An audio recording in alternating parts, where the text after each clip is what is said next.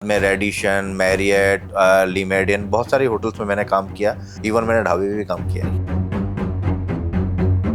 इस हाथ में से मसाले डालने होते थे राइट हैंड से, तो वहां से ऐसे डालते थे, मिर्ची, धनिया, मिर्च ऐसे डालते रहते थे हमेशा।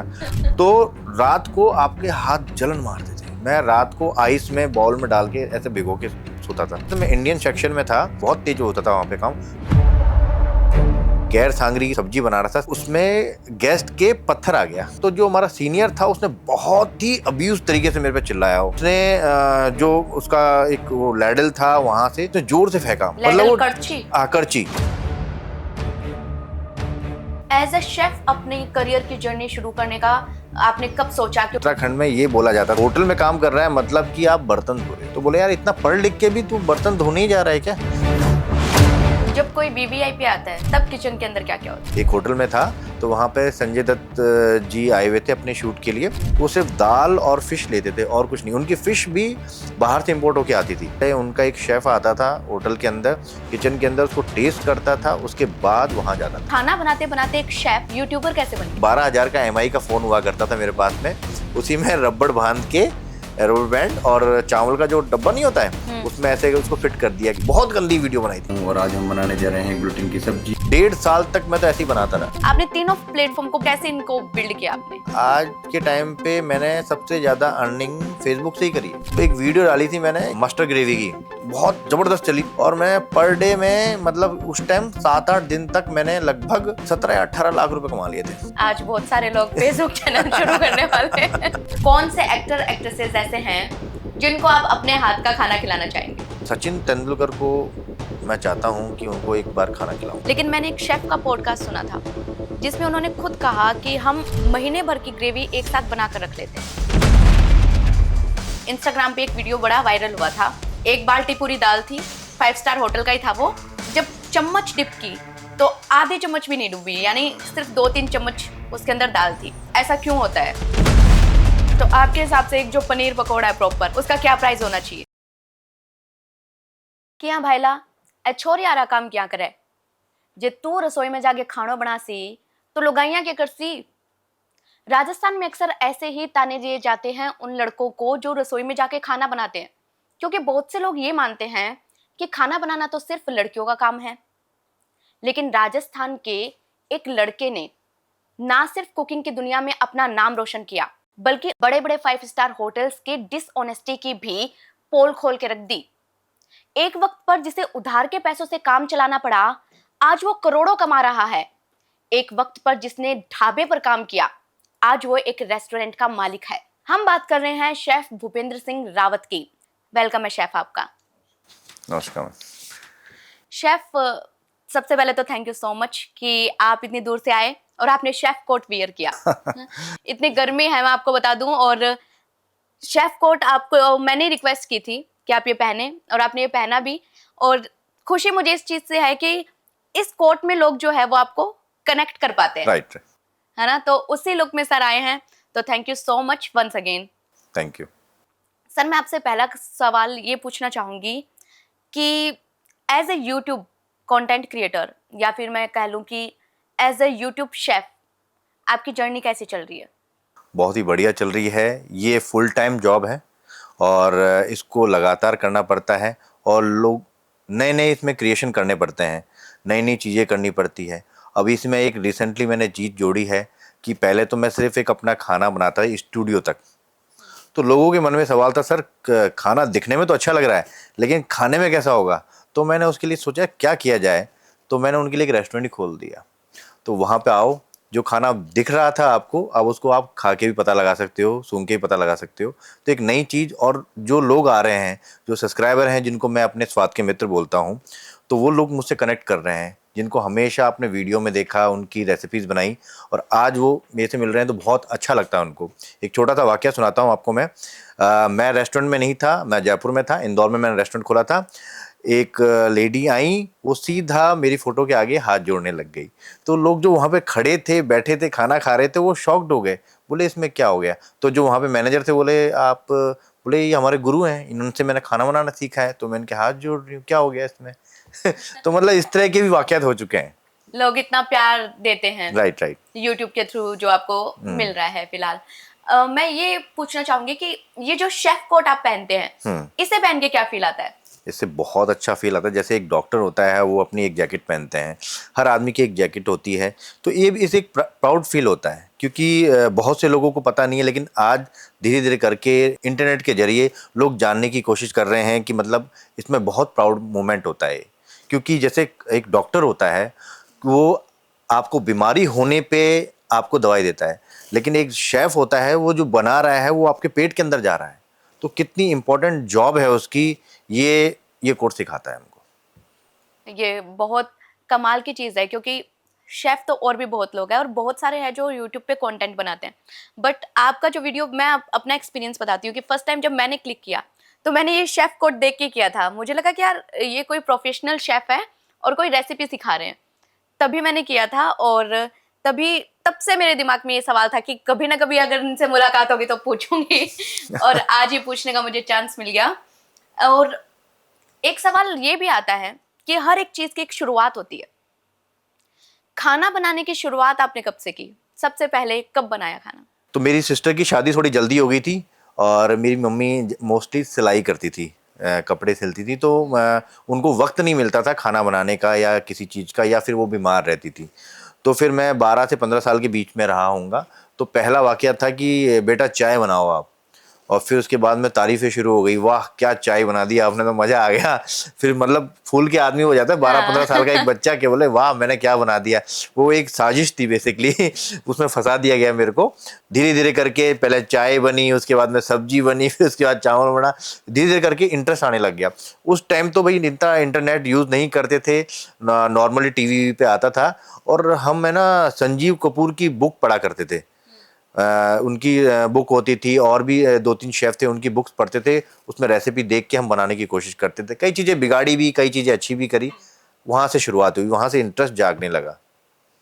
आपके जो रूट्स है वो उत्तराखंड से है हाँ जी, मेरा जन्म वहीं पे हुआ था। और आपका जो ब्रोटअप है, आपका जो बड़े आप राजस्थान में भी, हाँ तो कल्चर और एनवायरनमेंट पूरा राजस्थान का। जी जी। इसमें रहकर, राजस्थान के कल्चर में रह के एज अ शेफ अपनी करियर की जर्नी शुरू करने का आपने कब सोचा? क्योंकि वहाँ शेफ बनना राजस्थान में से प्रोफेशनल शेफ बनना कॉमन नहीं है।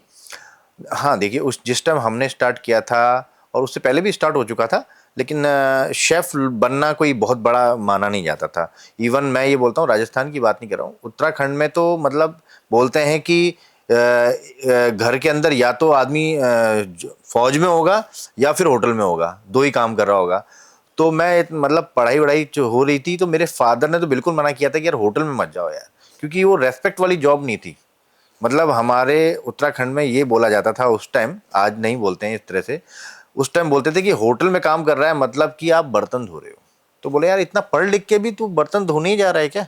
मतलब वहाँ पे गाँव में क्या होता है कि होटल में काम करना एक रेस्पेक्टेबल जॉब बिल्कुल नहीं थी। ये चीज़ मैंने वहाँ पे भी गौर करी थी, यहाँ पे भी गौर करी थी। तो लोग है ना बिल्कुल रेस्पेक्ट नहीं देते हैं, और एक शेफ़ को तो बिल्कुल नहीं देते हैं। आज मेरे को बहुत प्राउड मोमेंट होता है, और मैं जानबूझ के वो करता हूँ कि एक शेफ़ कोट पहन के मैं अपने रेस्टोरेंट में जाता हूँ, शेफ़ कोट पहन के ही मैं अपने वीडियो शूट करता हूँ। क्यों? क्योंकि मैं चाहता हूँ कि ये जो जो इज्जत है ये लोगों को पता लगे, क्योंकि लोगों को नॉलेज नहीं है, लोग अवेयर नहीं है इसके लिए, इसलिए मैं जानबूझ के करता हूँ। जब आप इस इंडस्ट्री में आए, आपने कहाँ कहाँ काम किया?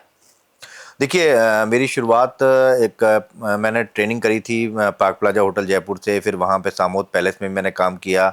उसके बाद में रेडिशन, मैरियट, ली मेरिडियन, बहुत सारे होटल्स में मैंने काम किया। मैंने फॉरेन में भी काम किया है एज ए क्रूज़ लाइन के अंदर, कार्निवल क्रूज़ लाइन के अंदर।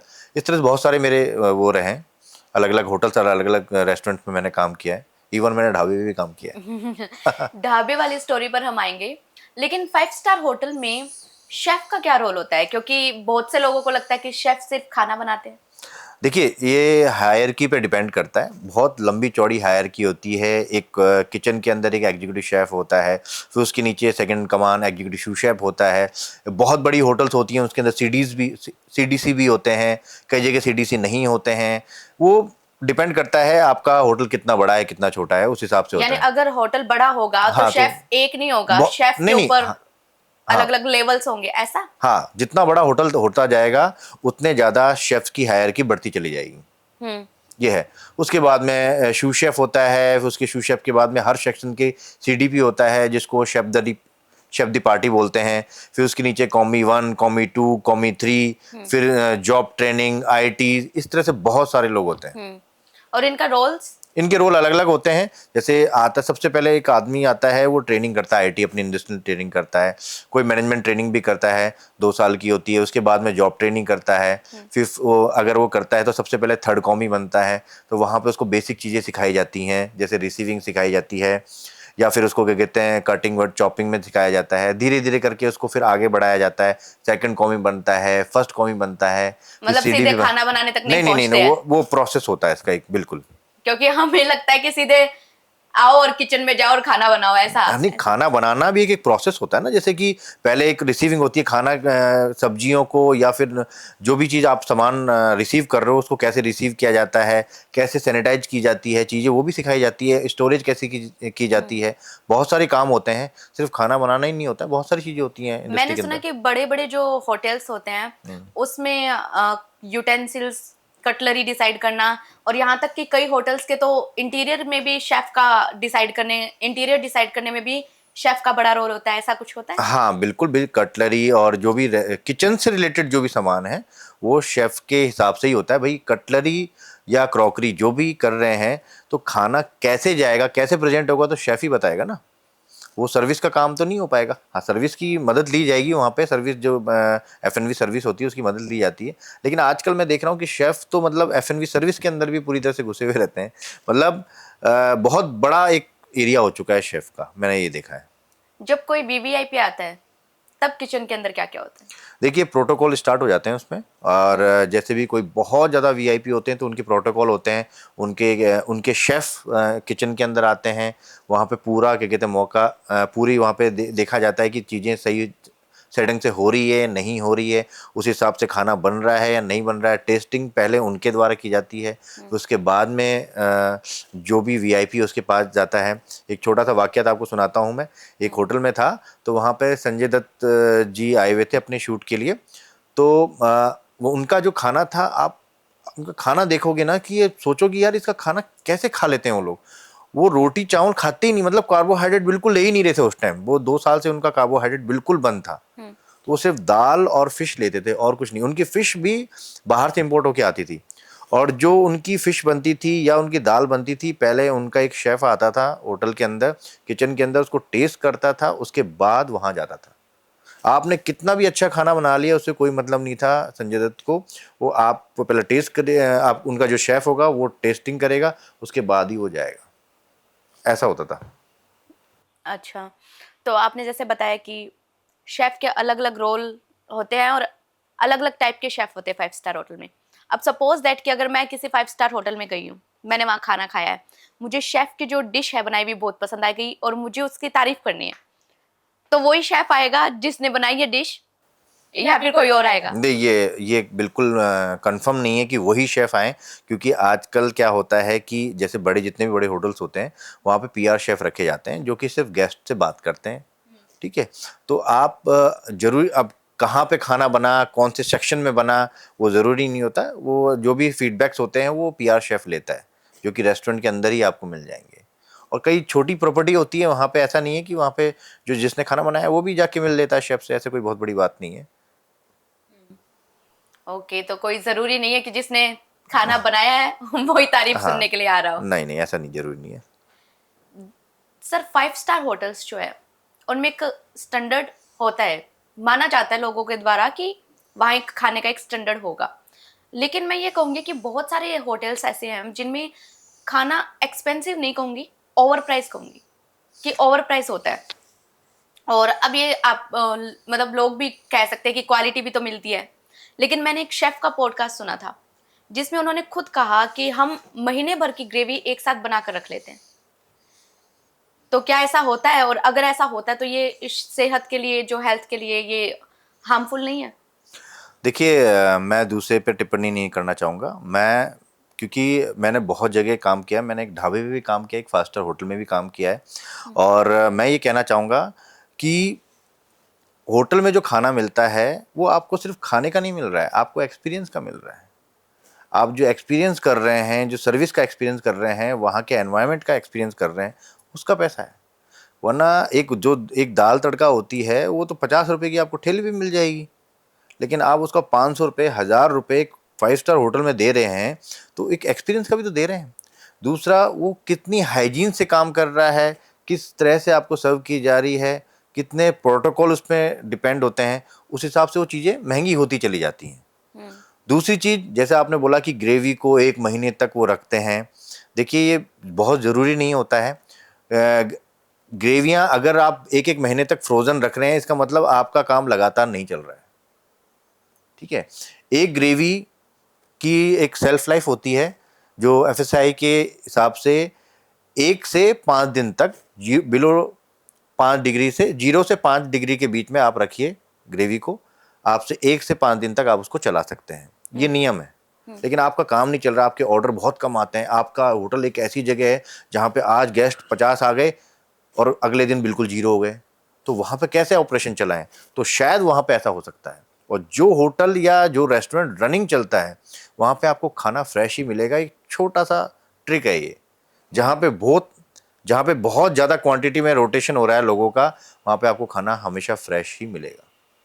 तो मतलब ये एक टिप भी हो गया रेस्टोरेंट पहचानने का कि ज्यादा भीड़ जा रही है या ज्यादा लोग जा रहे हैं, वहां आपको खाना अच्छा मिल सकता है, फ्रेश मिल सकता है। कंफर्म तो वहाँ पे भी नहीं हूँ मैं। Confirm तो वहाँ- हाँ, मिल सकता है, क्योंकि इसमें कोई वो नहीं है, कहाँ गड़बड़ कर सकते हैं कोई भी लोग और नहीं भी कर सकते हैं। क्योंकि होटल्स के अंदर क्या होता है, जितने बड़े होटल होते हैं या फिर मीडियम होते हैं, इन पे बहुत ज़्यादा प्रेशर भी होता है फूड कॉस्ट कंट्रोल करने का। अगर सेल डाउन हो जाती है, रेवेन्यू डाउन हो जाता है, तो एक एग्जीक्यूटिव शेफ पे बहुत ज़्यादा प्रेशर हो जाता है कि वो फूड कॉस्ट को कंट्रोल करे। भाई सेल ज़्यादा रहेगी, बैंक्वेटिंग आएगी, तो अपने आप फूड कॉस्ट कंट्रोल रहती है। लेकिन अब बैंक्वेटिंग डाउन हो गई तो फूड कॉस्ट बहुत ऊपर चल जाती है, तो फिर कटौती करने लग जाते हैं। तो कटौती में कुछ भी हो सकता है। तब तो वो एक महीने पुरानी ग्रेवी खिला सकते हो लोगों सकता है, कह नहीं सकते, हो सकता है। को। लेकिन ये भी देखा जाता है, ये तो बात हो गई फूड क्वालिटी की। अब बात करते हैं हम कि कुछ दिन पहले इंस्टाग्राम पे एक वीडियो बड़ा वायरल हुआ था, जिसमें एक बाल्टी पूरी दाल थी, 5 स्टार होटल का ही था वो। किसी ने डाला था कि एक बाल्टी पूरी दाल है इतनी बड़ी, जब चम्मच डिप की तो आधे चम्मच भी नहीं डूबी, यानी सिर्फ 2-3 चम्मच उसके अंदर दाल थी। तो क्या जानबूझकर इस तरह के जो सर्विंग बर्तन है वो तैयार करवाए जाते हैं, और ऐसा क्यों होता है? देखिए, अगर जो इस तरह से करता है तो सबसे पहले जो कस्टमर या गेस्ट होता है उसको बेवकूफ़ समझने की गलती ना करें। सबसे समझदार जो होता है बिजनेस के अंदर वो कस्टमर होता है। सबसे समझदार इंसान वो ही आपका चला रहा है। अगर हम उसको बेवकूफ़ समझ रहे हैं तो हम सबसे बड़े बेवकूफ़ हैं। दूसरी चीज़, एक स्टैंडर्ड होता है किसी भी चीज़ का खाने का कि कितने ग्राम देना होता है। कई जगह 250 ग्राम, 300 ग्राम, कई जगह 350 ग्राम, इस तरह से दी जाती है दाल ये हो गया, मेन कोर्स हो गया। फिर आप क्या कहते हैं, एक आदमी जो होता है, एक एडल्ट आदमी 450 से 500 ग्राम खाना खा सकता है, उस हिसाब से खाना सर्व किया जाता है। तो कई हो सकता है कि वहाँ पे दाल इतनी सर्व की जा रही हो क्योंकि वहाँ पे कोर्स वाइज खाना आ रहा हो सकता है ऐसा। लेकिन जैसे आप छोटी जगह जा रहे हैं वहाँ पे ऐसा कर रहे हैं तो डेफिनेटली वो गड़बड़ी कर रहे हैं, ये Fraud मेरा कर रहा है मान। public वो के साथ। हमेशा कर, छोटी जगह। अब जैसे कि आप 5 स्टार होटल में जाएंगे तो आपको प्री प्लेटेड खाना मिलेगा, गिनती का खाना मिलेगा। दाल को भी है ना सॉस की तरह दे देते हैं प्लेट के अंदर प्री प्लेटेड करके। तो वहाँ पे आपने कोर्स लिया है, आपने स्नैक्स लिए हैं, आपने सूप लिया है, उसके बाद में मेन कोर्स पे आए हैं, फिर डेजर्ट पे जाएंगे तो कितना खा सकते हैं आप? 450 से 500 ग्राम से ज़्यादा एक एडल्ट खा नहीं सकता है। ये एवरेज बता रहा हूँ मैं, बाकी कई लोग तो 1000 ग्राम भी खा सकते हैं, वो एक लेकिन बात अगर है। कोई कोर्स नहीं ले और सीधे खाना खाए तो? तो वो एक अलग चीज़ होती है, वो एक अलग चीज़ है। कोर्स वाइज अगर खाना जाता है तो इसी तरह से जाता है। लेकिन अगर अगर ये जो प्रोसेस है उसे आप सही कहेंगे कि गलत कहेंगे? ये तो मतलब जो इतना इतना कम जो खाना होता है कि भाई पैसे तो इंसान ने पूरे पे किए ना। देखिए, मैं बोल रहा हूँ कि जो भी खाना जाता है, मेन कोर्स हो गया, स्टार्टर हो गया, उसका एक है ना स्टैंडर्ड होता है कि कितने ग्राम होता है, उससे कम नहीं होना चाहिए। कई लोग बहुत ज़्यादा देते हैं, कई लोग बहुत ज़्यादा कम देते हैं। कम नहीं देना चाहिए, और ज़्यादा देते हैं वो उनकी मर्जी है, लेकिन एक स्टैंडर्ड तो होना चाहिए। अगर वो ऐसा करते हैं तो गलत करते हैं, फ्रॉड करते हैं पब्लिक के बिल्कुल फ्रॉड साथ करते फिर से। हैं। चलिए, ये हमने ये आपसे जान लिया कि 5 स्टार होटल के अंदर काम कैसे होता है, और आपने 5 स्टार होटल में खाना बनाया भी, अलग अलग जगह काम भी किया, लेकिन ढाबे पर भी आपने खाना बनाया, देखिए, वो क्यों ना बताई? वो देखिए एक थोड़ा सा एक इंसिडेंट मेरे साथ हो गया था। मैंने 1.5 साल तक इंडस्ट्री छोड़ दी थी, क्योंकि मेरी सैलरी थी 3,500 रुपये, और मेरे सारे दोस्तों की सैलरी किसी की 10 थी, किसी की 12, किसी की 15। तो मैं, स्टार्टिंग फेज में? हाँ स्टार्टिंग फेज में मैं, मतलब 2-3 साल हो चुके थे मेरे को, तो मेरे को इतनी ग्रोथ नहीं मिल पा रही थी। तो मुझे ऐसा लगा यार मैं गलत जगह तो नहीं आ गया हूँ, क्योंकि पैशन है ठीक है, सो के, लेकिन पैसा भी तो चाहिए भाई। अगर पैसा नहीं है तो फिर पैशन क्या करेंगे। तो मेरे को ऐसा लगा कि यार मैं गलत जगह फंस गया, तो मैंने जॉब ही छोड़ दी अपनी। और दूसरा फिर एक सीनियर से मेरा क्या कहते हैं कुछ इस तरह से आर्ग्यूमेंट्स हो गए थे, तो मेरे को लगा यार ये लाइन तो बहुत ही गंदी है, मेरे को करना ही नहीं है। एक छोटा सा एक वाकयात मेरे साथ हो गया था। कैर सांगरी की सब्जी सब्जी बना रहा था, सेकंड कॉमी था मैं, तो उसमें गेस्ट के पत्थर आ गया, कंकर आ गया। ठीक है, उसमें क्या होता है कि कैर सांगरी में मोस्ट प्रोबेबली पत्थर होते हैं, उसको हाँ, चुनना होता है और भिगो के रखते हैं कैर सांगरी को। और मैं सेकंड कॉमी था, तो जो हमारा सीनियर था उसने बहुत ही अब्यूज तरीके से मेरे पे चिल्लाया हो। उसने जो उसका एक वो लैडल था वहां से उसने जोर से फेंका, मतलब उसने वैसे मेरे मुंह पे नहीं फेंका, साइड में फेंका, मतलब लैडल वो करची? करची। अच्छा। तो वो चाह रहा था कि मैं डरूं। हम्म। अब बच्चा है यार, एक मैं क्या कहते हैं 21-22 साल का था मैं टोटल, और क्या कहते हैं इंडस्ट्री में नया नया आया था, तो मतलब एक माहौल बनाने की कोशिश करी थी। जब जब ऑर्डर मैंने लगाया, लेकिन जैसे कि जो मीज़ा होता है, मीज़ा मतलब कि प्रिपरेशन होती है, वो मॉर्निंग शिफ्ट करके जाती है। ठीक है, प्रिपरेशन हाँ मॉर्निंग में शिफ्ट में जो लोग होते हैं वो हाँ करते मॉर्निंग, हैं। हाँ कई प्रिपरेशन ऐसी होती है कि मॉर्निंग शिफ्ट करके जाती है। तो उस बंदे की गलती होगी शायद उस टाइम कि उसने नहीं देखा होगा। मैंने सिर्फ ऑर्डर लगाया, मैंने सिर्फ वहां से निकाला था और डाला। डांट किसको खानी पड़ी, चिल्ला के, वो भी अब्यूज वर्ड उसने इस्तेमाल किए थे मेरे खिलाफ। तो मेरे को बहुत गुस्सा आया, मेरे को मतलब मैं इतना ज़्यादा गुस्सा हो गया, मुझे मन करा कि मैं नौकरी छोड़ दूं। और मैंने उसके बाद में 10 दिन बाद नौकरी छोड़ भी दी थी। और उसने उसने डराने के लिए एक करची फेंक डराने के के लिए मारी? करची फेंकी या ऐसे इशारा किया था। तो मैं, मतलब मेरे को एग्जैक्ट याद भी नहीं है, तो मुझे अच्छा नहीं लगा बिल्कुल। और जो उसने अब्यूज वर्ड यूज किए, और होटल इंडस्ट्री के अंदर आज के टाइम पे तो नहीं होता है, हमारे टाइम पे, मैं 20 साल पुरानी बात बता रहा हूँ आपको, जो मतलब इतना गंदा गंदा बोलते थे, मतलब हमारे सीनियर्स हो गए या कुछ भी हो गए, मतलब हमको भी उस तरह की आदत पड़ गई थी। आज माहौल बहुत कुछ चेंज हो चुका है मेरे हिसाब से। तो वहां पे फिर मेरे को अच्छा नहीं लगा बिल्कुल भी। मैंने बोला यार ये लाइन ही गंदी है, खाना बनाना एक अलग चीज होती है, लेकिन क्या कहते हैं इस तरह से गाली कौन सुनेगा भाई, और क्या कहते हैं पैसा भी नहीं मिल रहा है। तो मैं बहुत ज्यादा डिमोटिवेट हो गया था, और मैं अपनी इंडस्ट्री छोड़ दी। मैंने इंडस्ट्री छोड़ी, फिर मेरे दोस्त थे, किसी को 10 मिलती थी, किसी को 12 मिलती थी। मैंने बोला यार ये नौकरी अच्छी है, ये 3,500 वाली नौकरी नहीं करूंगा। तो फिर मैंने वहां पे ज्वाइन किया। फिर मेरे को लगा यार नहीं यार, मैं तो सिर्फ उसी काम के लिए बना हूँ। मैंने 1-1.5 साल अलग अलग काम भी किए, फिर मुझे तो वो भी पसंद नहीं आए। तो फिर मेरे को लास्ट में मुझे ऐसा लगा, और अच्छा किया मैंने कि नौकरी छोड़ के। अगर मैं नौकरी नहीं छोड़ता तो मेरे मन में हमेशा मलाल रहता अपनी ज़िंदगी के अंदर कि यार मैं कुछ और कर सकता था।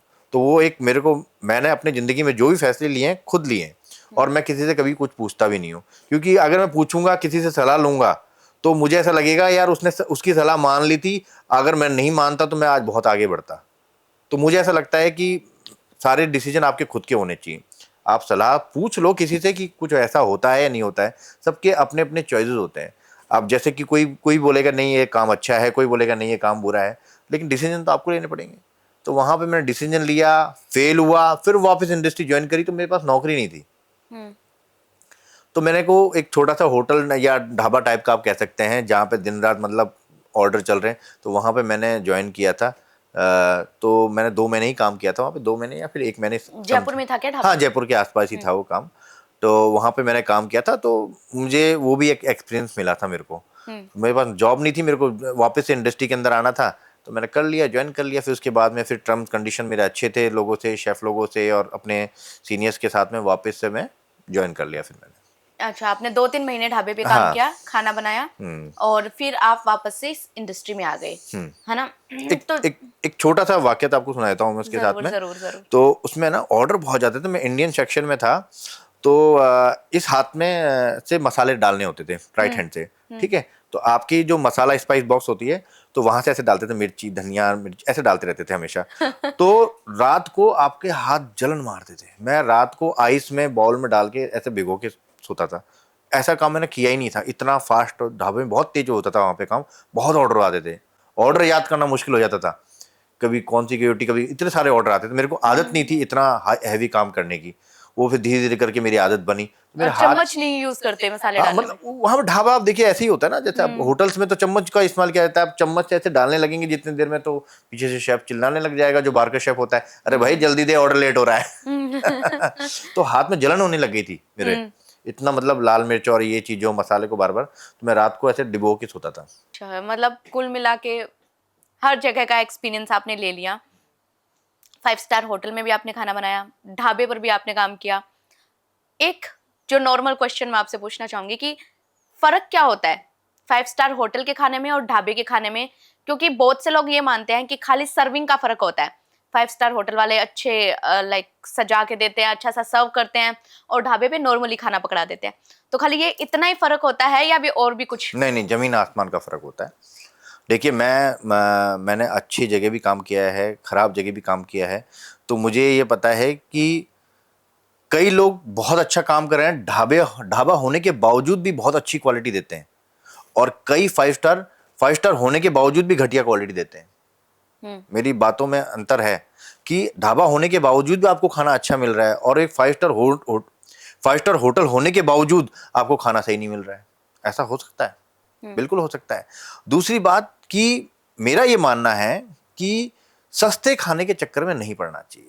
कभी आपने गौर किया है कि मैं आपको बीमारी हो जाए कुछ, एक काम करना, ये सस्ती सी दवाई, इस दवाई को ले लो आप, ये सस्ता सा हॉस्पिटल है और ये गंदा सा एक ना डॉक्टर है, या गंदा सा हॉस्पिटल है, यहाँ जाओ आप, यहाँ पे करो, नहीं जाओगे आप, मेरे बोलने के बावजूद भी नहीं जाओगे आप। और आपको पता है कि ये सस्ती दवाई है, तो भी आप महंगी दवाई, महंगा डॉक्टर, महंगा हॉस्पिटल देखोगे। लेकिन खाने के मामले में ये क्यों करते हो? क्यों? खाना सस्ता ही खाना है साहब, हमको तो 20 रुपए का यही खाना है, 10 रुपए का ये खाना है, ये महंगा तो बेकार ही होगा।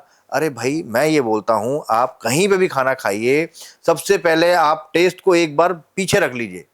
सबसे पहले देखिए खाना कैसे बन रहा है आपका, कहीं जले हुए तेल में तो नहीं तला जा रहा है, जो कॉज ऑफ कैंसर होता है। ठीक है, क्या पता कौन सा पनीर यूज हो रहा है, पनीर के नाम पे तो एनालॉग बेचा जा रहा है आज के टाइम पे, लोग ये देखते ही नहीं है, कुछ नहीं देख रहे। घटिया, आज एक 90 रुपए लीटर भी तेल मिलता है और 300 रुपए लीटर भी तेल मिलता है, तो आपको क्या लग रहा है कि वो क्या कहते हैं, आपको जो पकौड़ा बना रहा है वो आपके लिए 300 रुपए लीटर तेल में फ्राई कर रहा होगा? बिल्कुल नहीं कर रहा होगा, वो 90 रुपए में कर रहा होगा। उसको कॉस्ट बचानी है भाई, उसको कॉस्ट बचानी है अपनी। तो खाना, सस्ते खाने के चक्कर में नहीं पड़ना चाहिए, मेरे को ऐसा लगता है। और कोई ऐसा अच्छा भी काम करते हैं, जिसमें मैंने कई लोगों को देखा कि वहां पे सस्ता खाना दिया जा रहा है, लेकिन क्वालिटी का ध्यान रख, क्योंकि बल्क में खेल रहे हैं, वॉल्यूम आ रही है उनके पास में, वो 30 रुपए का आइटम बेच रहे हैं तो उसमें 1 रुपए बचा रहे हैं। ऐसा होता नहीं है, वो 1 रुपए बचा रहे हैं क्योंकि उनको वॉल्यूम में आ रहा है, ज्यादा भीड़ जहां हाँ होती है। आ रही है, तो उसको वो कमा रहे हैं वहां पे, वो ठीक हो सकता है। लेकिन वो आपको पहचाननी पड़ेगी जगह कि वो है कैसी जगह। अभी ऐसी जगह जहां पे गिनती का कोई आ रहा है जा रहा है और वो सस्ता दे रहा है, तो भैया मत जाओ उसके पास में, ध्यान रखना। ये छोटे से ट्रिक है कि, और एक जगह बहुत भीड़ लगी हुई है तो मे बी पॉसिबिलिटी कि वो अच्छा खाना दे रहा हो, मे बी पॉसिबिलिटी। लेकिन खाने की इंडिया के अंदर मैंने ये देखा है, सस्ता खाना ढूंढते हैं लोग कि खाना सस्ता होता है। अरे भाई, अगर सस्ता खाना है तो महंगी चीजें क्यों देखते हो आप? पिज्जा खाना जरूरी है क्या? रोटी सब्जी खा लो ना जाके, सस्ता खाना खाना है तो यार। अरे कितनी गंदी चीज यूज करते हैं, कितना गंदा मेयोनीज यूज करते हैं। मेयोनीज को अगर देख लोगे तो उसमें इतना तेल होता है, इतना घटिया क्वालिटी का, इतनी घटिया क्वालिटी का सॉस होता है, जिसके अंदर सिर्फ और सिर्फ पाम ऑयल के अलावा कुछ नहीं होता है, फिर भी लोग खा रहे हैं उसको। भाई सस्ता पिज्जा खाना है, दाल रोटी खा लो ना भाई घर पे, किसने बोला महंगा खाना खाने के लिए? पिज्जा खाना है, पास्ता खाना है, मेयोनीज दे देखो आप, कितना घटिया दुनिया भर का घटिया चीज यूज किया जाता है।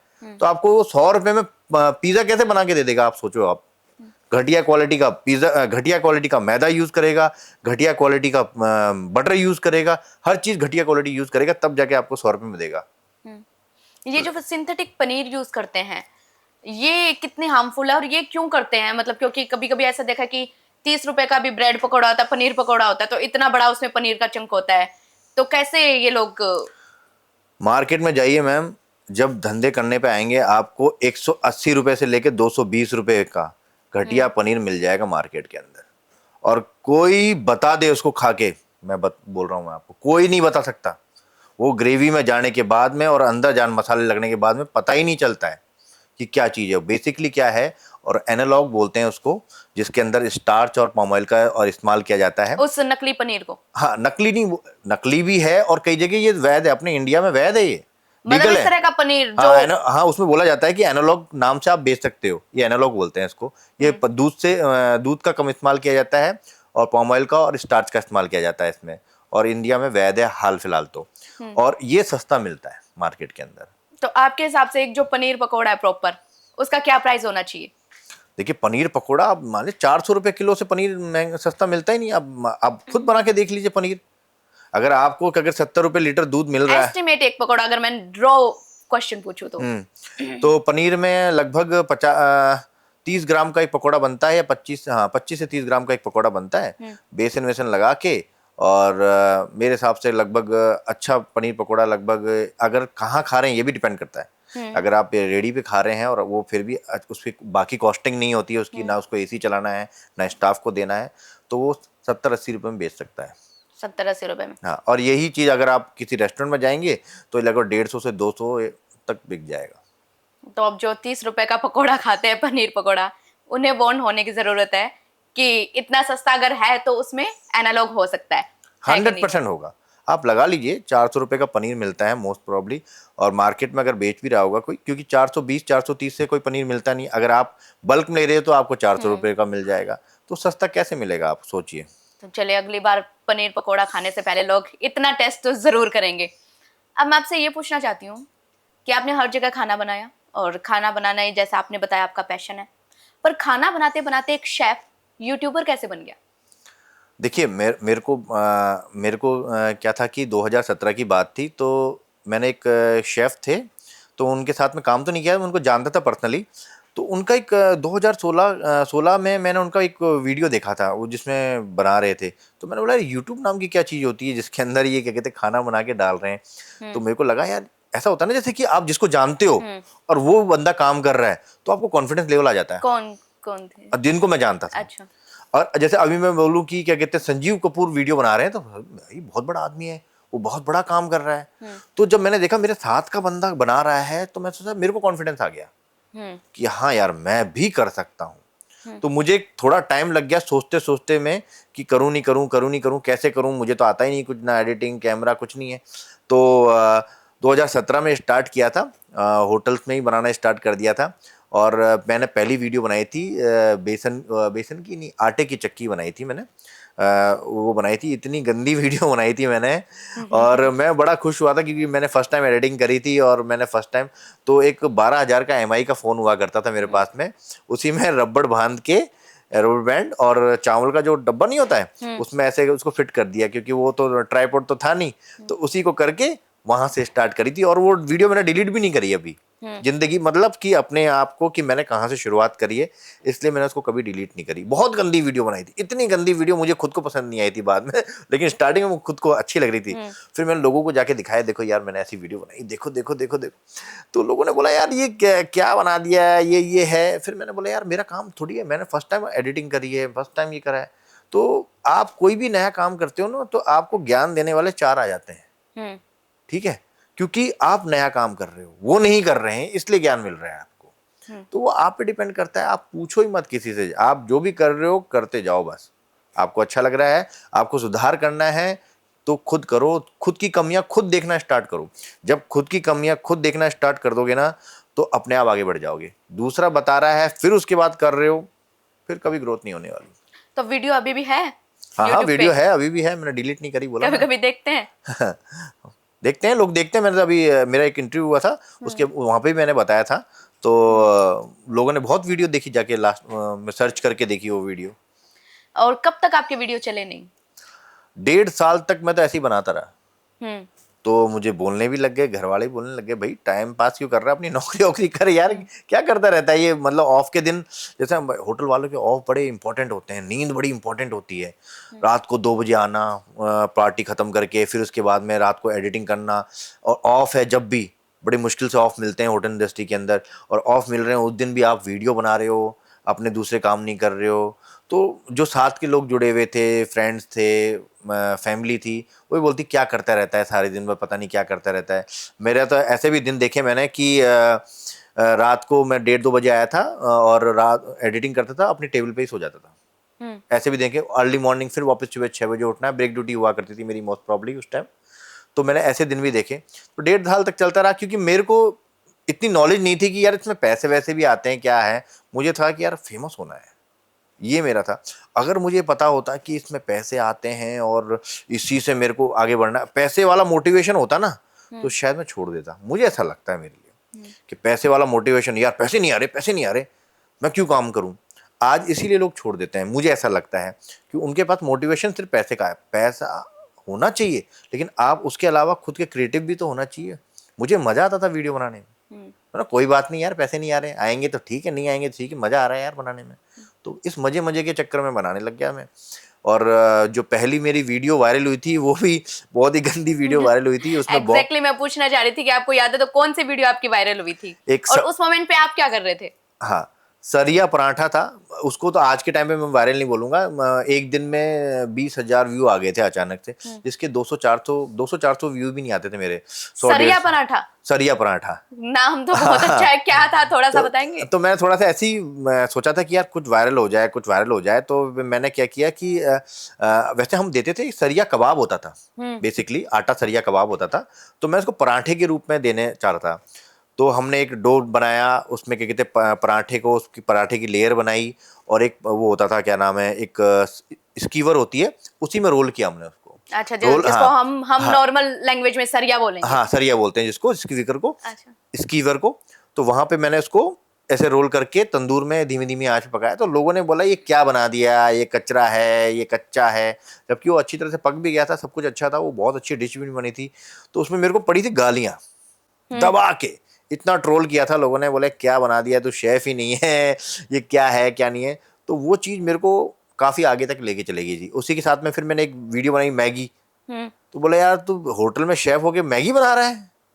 तो नॉर्मल मैगी थी या उसमें भी कुछ हाँ, वो ट्विस्ट था? मतलब मसाला मैगी बनाई थी मैंने, एक वेजिटेबल मैगी। मेरे को लग रहा है यार मैगी, मैं देखता था क्या ट्रेंड में चल रहा है, तो मैंने देखा मैगी देखते हैं लोग, तो मैंने डाला, उसमें भी ट्रोल किया लोगों ने। तो ट्रोलिंग के चक्कर में वो रीच बढ़ गई, और रीच बढ़ गई, फिर वो जो चीज़ अच्छी है वो आगे बढ़ती चली गई। इस तरह से आगे बढ़ा, 1.5 साल तक चलता रहा। और उसके बाद में धीरे धीरे करके वायरल हुआ, फिर वायरल से फिर पैसे आने स्टार्ट हुए, फिर वहाँ से आगे गाड़ी बढ़ी मेरी आगे। आपने जनरली ये देखा जाता है कि कुछ लोग यूट्यूब पे फेमस होते हैं, कुछ सिर्फ इंस्टा पे, कुछ खाली फेसबुक पे। आपने तीनों प्लेटफॉर्म को बहुत अच्छे से बिल्ड किया है, फेसबुक को भी, इंस्टा को भी और यूट्यूब को भी। और इन तीनों को संभाला कैसे और कैसे इनको बिल्ड किया आपने? देखिए, मैं पहले मुझे पता था कि यूट्यूब से ही पैसे कमाते हैं, बाकी उस टाइम इंस्टा था नहीं शायद। हाँ, 2020 या 21 में होगा भी, मुझे नॉलेज नहीं होगी। लेकिन मैं बना रहा था, तो मुझे पता लगा यार ये फेसबुक से भी पैसे आते हैं। तो मैं इसके भी धीरे धीरे करके इसको भी देखा मैंने कि कैसे इसमें किया जाता है, कैसे नहीं किया जाता है। मैं इसमें आगे बढ़ा, तो मैंने देखा आज के टाइम पे मैंने सबसे ज़्यादा अर्निंग फेसबुक से ही करी है। फेसबुक से? हाँ, फेसबुक में तो एक घटना आपको सुनाता हूँ। 2022 में 2023 में अगस्त में मैं घूमने गया था कहीं पे, उदयपुर की साइड में। तो एक वीडियो डाली थी मैंने, ये मस्टर्ड ग्रेवी की। वो इतनी वायरल हो गई, इतनी मस्टर्ड ग्रेवी यानी? मस्टर्ड ग्रेवी मतलब all purpose gravy. Okay okay. हाँ, तो लोगों को बहुत पसंद आई। तो उसके अंदर पर डे के लगभग 7-8 मिलियन व्यूज आ रहे थे पर डे के। ग्रेट। बहुत जबरदस्त चली थी, मैं तो देखते देखते पागल हो गया, ये क्या हो रहा है। और मैं पर डे में, मतलब उस टाइम 7-8 दिन तक मैंने लगभग 17 या 18 लाख रुपए कमा लिए थे। 7-8 दिन में? 7-8 दिन में, उसी वीडियो से।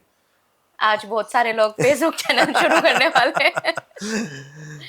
ओके, मास्टर ग्रेवी मतलब ऑल पर्पस ग्रेवी, हाँ, जिसको हम किसी भी सब्जी में यूज कर सकते हैं और कभी भी कर सकते हैं। हाँ, तो वो जो आपका वीडियो चला था, और वहीं से आपका फिर फेसबुक पे फॉलोअर्स भी काफी ऐड हो गए होंगे। फॉलोअर्स भी काफी बढ़ गए थे मेरे। नहीं, उससे पहले भी चल रहा था, पैसे तो मैं उससे पहले भी कमा रहा था, लेकिन ये वायरल, मेरा पहला वायरल हुआ था उसमें, उसके अंदर, फेसबुक के अंदर।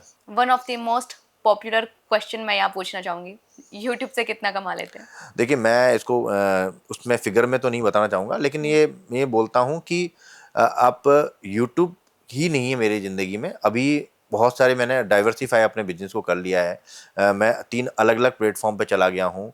आज यूट्यूब के अलावा इंस्टाग्राम भी है, फेसबुक भी है, और पेड प्रमोशंस भी बहुत होते हैं।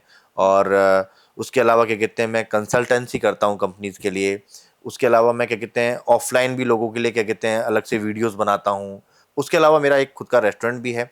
तो ऐसे करके मल्टीपल्स होते हैं, तो कह सकते हैं कि आप मतलब 8 से 10 आईफोन एक महीने के अंदर ले सकते हैं। 8 से 10 आईफोन लेटेस्ट वर्जन। हाँ, भाई लोगों को इनकम सुनने का यही होता है ना तरीका, कि हाँ। भाई हाँ कि मोटिवेट, बाकी पैसे से कोई मोटिवेट होता नहीं है, बाकी जब खुद करेंगे तब पता लगता है। लेकिन ये माना जाता है पैसा तो चलो यूट्यूब सबको देता है, पैसे के अलावा आपको क्या मिला यूट्यूब से?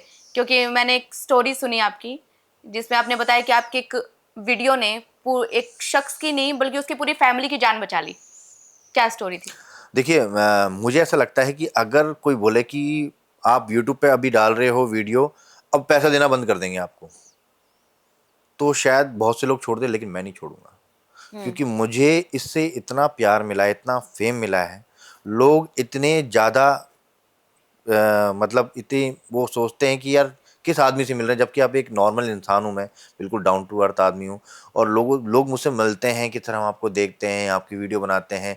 कई लोग मुझे बोलते हैं कि सर आपकी वीडियो बनाई, मेरे से तो खाना कभी अच्छा बनता ही नहीं था, आपने बोला ना कि मसाले को धीमी आंच पे पकाइए, जीरे के तड़कने की आवाज़ आती है, धनिया की डंठल, मतलब लोग बताते हैं मुझको कि आप ऐसे ऐसे बोलते हैं। बात तो उससे वो कनेक्ट हुआ उनका, कि आप ये बोलते हैं कि रेसिपी कभी किचन से स्टार्ट नहीं होती है, परचेजिंग से स्टार्ट होती है, जहाँ से आप सामान लेके आ रहे हैं। अगर सामान ही गलत ले आएंगे तो कितना भी अच्छा खाना बन जाए वो बनेगा ही नहीं कभी ज़िंदगी में। तो रेसिपी किचन से स्टार्ट नहीं होती है, दुकान से स्टार्ट हो जाती है रेसिपी। तो ऐसे लोग मुझे बोलते हैं, तो मुझे ऐसा लगता है कि हाँ यार, लोगों की ज़िंदगी में थोड़ा तो चेंज किया है। मैं तो अपना काम कर रहा हूँ, मैं किसी का भला या बुरा क्या कर सकता हूँ, मैं तो अपना काम कर रहा हूँ, लेकिन लोग अपने आप इम्पेक्टेड हो रहे हैं, लोगों को अच्छा लग रहा है, लोग सीख रहे हैं इस चीज़ से, तो मुझे बहुत अच्छा लग रहा है। तो मैं ये बोल रहा हूँ कि अगर मेरे को अभी जीरो भी हो जाए तो भी मैं अपने शौकिया तौर पे ये काम करना पसंद करूँगा ज़िंदगी भर, और जब तक जान है तब तक मैं वीडियो बनाऊँगा, ये मैंने ऐसा सोचा है। क्योंकि एक कमेंट आया था, 2020 की बात है, तो एक आईटी का बंदा था, उसने बोला सर मैं आपकी वीडियो देखता था स्टार्टिंग से, मेरी जॉब थी, मेरी जॉब चली गई कोविड की वजह से, और कोविड की वजह से चली गई, फिर दोबारा जॉब लगी नहीं, तो मुझे क्या करना चाहिए था। फिर मैंने सोचा कि रेडी लगा लेता हूँ मैं सैंडविच वैंडविच बेचने की। तो मैंने लगाई, और मेरा काफ़ी पैसा खर्च भी हो गया था क्योंकि सैलरी आ नहीं रही थी, तो मेरा उसमें भी पैसा चला गया, उससे भी कमाई नहीं हो रही थी। मेरी फैमिली पूरी, मेरी वाइफ और मेरी बच्चे तक मेरी हेल्प करते थे उसके अंदर, और हम खाने तक अपने मतलब खाने पीने तक का भी जुगाड़ नहीं कर पा रहे थे, कर्जा पानी हो चुका था। इवन मैं इवन उस कमेंट में लिखा था कि हम पूरी फैमिली के साथ में वो करने हैं।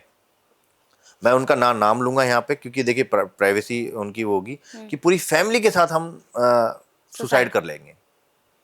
मेरे को तो आंसू आ गए थे वो पढ़ते पढ़ते, इतना लंबा चौड़ा कमेंट उन्होंने लिख दिया कि फिर लेकिन आपकी एक वीडियो देखी थी मैंने, उसके अंदर एक स्मोकी आपने सैंडविच बनाया था वेजिटेबल डाल के, तो वो मैंने बेचा। मैंने ऐसे नहीं बोला कि मैंने आपकी वीडियो बनाई है, मैंने बोला कि मैंने बनाया है। उन्होंने ऐसा बोला मुझे, ठीक है, उसके लिए मैं सॉरी बोलता हूँ आपको, ऐसा बोला उन्होंने, लेकिन मैंने आपका नाम नहीं लिया, और लोगों को बहुत पसंद आया वो, और इतना पसंद आया कि लोग उसको खाने के लिए आ रहे हैं। फिर मैंने एक एक चीज़ को बिल्कुल बारीकी से बनाया, तो उनकी दुकान चलने लगी, उस सैंडविच की वजह से दुकान चलने लगी। सैंडविच की वजह से? हाँ, तो बोला सर ज़िंदगी भर आपको ये वो रहेगा। और क्या कहते हैं, इस तरह का जो कमेंट था वो मतलब आंसू आ गए थे मेरे। फिर मैंने बोला यार ये तो बहुत बढ़िया काम कर रहा हूँ मैं यार, इससे बढ़िया तो अच्छा कोई काम ही नहीं हो सकता, कि मतलब मैं अपना काम कर रहा हूँ, लोगों को भला हो रहा है अपने आप, मतलब अलग से दान देने की कोई ज़रूरत ही नहीं है आपको, है अपना काम करते रहो अच्छी तरीके से नियति के साथ में, और लोगों को भला हो रहा है, इससे बढ़िया काम क्या हो सकता है बताओ आप। बिल्कुल, एक सक्सेसफुल शेफ और एक सक्सेसफुल कंटेंट क्रिएटर, या मैं आपको कहूँगी। उसके बाद आपने रेस्टोरेंट खोलने का कब सोचा? और सेकंड, ये मैं पूछना चाहूँगी कि जब जयपुर में रहते हैं तो इंदौर में रेस्टोरेंट क्यों खोला? देखिए रेस्टोरेंट खोलने की तो बहुत पहले से प्लानिंग थी, बस बैठता ही नहीं था, क्योंकि मल्टीपल चीज़ों में फंसे हुए रहते थे। तो हम ये सोचते थे कि यार इसको सेटिंग से कर पाएंगे नहीं कर पाएंगे, क्योंकि खोलना ही सब चीज़ नहीं होती है, उसका सेटिंग से उसको रन करना सबसे ज़्यादा इम्पोर्टेंट होता है, मेरा ये मानना है। तो प्लानिंग पहले से चल रही थी, लेकिन फिर इंदौर में हमने एक ट्राई किया है, ये एक ट्राई कि हम सक्सेस होंगे ही नहीं होंगे, कि भाई रेस्टोरेंट खोलना नहीं था हमारा, जो पार्ट था ये था कि हमारी जो ऑनलाइन ऑडियंस है वो ऑफलाइन में कन्वर्ट होती है या नहीं होती है, ये मुझे देखना है। कि सिर्फ आप बोलते हो कि हम मिलना चाहते हैं, आप बोलते हो कि आपसे बात करना चाहते हैं, लेकिन अगर रेस्टोरेंट होते हैं तो आते हैं क्या? मैं तो दंग रह गया यार, इतनी भीड़, लोग 25-25 30-30 किलोमीटर से आ रहे हैं इंदौर में। ठीक है, कोई महाकाल के दर्शन करने आ रहा है गुजरात से, ऑस्ट्रेलिया से, अमेरिका से, वो 45-50 किलोमीटर इंदौर में आके मेरे रेस्टोरेंट में खाना खा रहा है। जितने का खाना नहीं खाएगा उससे ज्यादा तो उसका खर्चा लग गया होगा आने में। तो इतना प्यार देखा मैंने लोगों का, मैंने बोला यार ये तो गजब ही चीज होगा, लोगों से इंटरेक्ट कर रहा हूँ, इससे बढ़िया धंधा चले या नहीं चले कोई बात नहीं, लेकिन इंटरेक्शन जो आपकी ऑडियंस के साथ में हो रहा है, उससे बढ़िया कोई चीज हो ही नहीं सकती। देखिए, आप कोई मीटअप रखते हैं तो उसमें जरूरी नहीं कि उस गेस्ट को उस टाइम पे टाइम मिले, उस ऑडियंस को उस टाइम पे टाइम मिले। जैसे आपने बोला भाई संडे को मैं आ रहा हूँ और संडे को आप आइए, तो हो सकता है कि सबको टाइम ना मिले और हर किसी ने आपकी स्टोरी देखी ना हो। लेकिन अगर आपने पर्टिकुलर एक जगह खोल दी कि मैं हमेशा अवेलेबल रहता हूँ या मोस्टली अवेलेबल रहता हूँ यहाँ पे, तो लोग आते हैं, मिलने के लिए आते हैं, बात करने के लिए आते हैं, खाना खाने के लिए आते हैं। भाई हर जगह खाना खाने जा रहे हैं। और मैं तो जो हमारे जो भी गेस्ट आते हैं, कस्टमर्स आते हैं, उनको मतलब क्या कहते हैं, कस्टमर समझता भी नहीं हूँ, क्योंकि मैंने बोलता हूँ ये सब मेरे स्वाद के मित्र हैं। इनको पूरी तरह से मतलब ऐसा लगना ही नहीं चाहिए कि ये किसी रेस्टोरेंट में आए, इनको ऐसा लगना चाहिए कि ये घर में आए हैं और शेफ ऊपी के हम स्वाद के मित्र हैं। उनको इसी तरह से सर्व किया जाता है, बहुत ही प्यार से सर्व किया जाता है, बहुत हाइजीन के साथ सर्व किया जाता है, उनको बहुत अच्छा लगता है उनका जो बट एक्सपीरियंस। इंदौर क्यों, जयपुर क्यों नहीं? देखिए, इंदौर का ये था, सबसे पहले तो एक इंदौर एक स्वाद की नगरी इसको कहा जाता है। और कुछ भी नया आपने कभी ट्राई किया होगा, तो नया अगर आप ट्राई करते हैं तो वहाँ सक्सेस होता है, तो आप ये चीज़ सोच सकते हैं कि आप हर जगह सक्सेस हो सकते हैं। हर जगह का होता है कि भाई आप बेंगलोर में जाएंगे तो आईटी कंपनी होती है, और अगर आप सूरत में जाते हैं तो आप वहाँ पे हीरा व्यापार करते हैं। लेकिन अगर आप इंदौर में आते हैं तो अगर आप फूड बिजनेस करते हैं और यहाँ पे सक्सेस होते हैं, तो 100% आप दूसरी जगह सक्सेस हो सकते हैं। मतलब इंदौर इंडिया का फूड कैपिटल है, मैं कह सकता हूँ, क्योंकि वहाँ पे लोग बातें करते हैं खाने के बारे में, ऐसे मैंने कहीं इतना देखा है। इतना हाँ, फूडी। ऐसे बात करेंगे आपसे, आप गए वहाँ पे ऐसा खाना था, वहाँ पे ऐसा था, अरे उसने खाना खराब कर दिया, उसने रेट बढ़ा दी, उसने ये कर दिया, ऐसे बातें करते हैं लोग वहाँ पे, खाने के बारे में बात करते हैं कि यार नहीं ये खाना वहाँ पे जाओ आप, ये ऐसे मिलेगा, और फला जगह जाओ उसकी कचौरी, फला जगह जाओ उसका ये, ऐसे बातें करते हैं लोग वहाँ पे।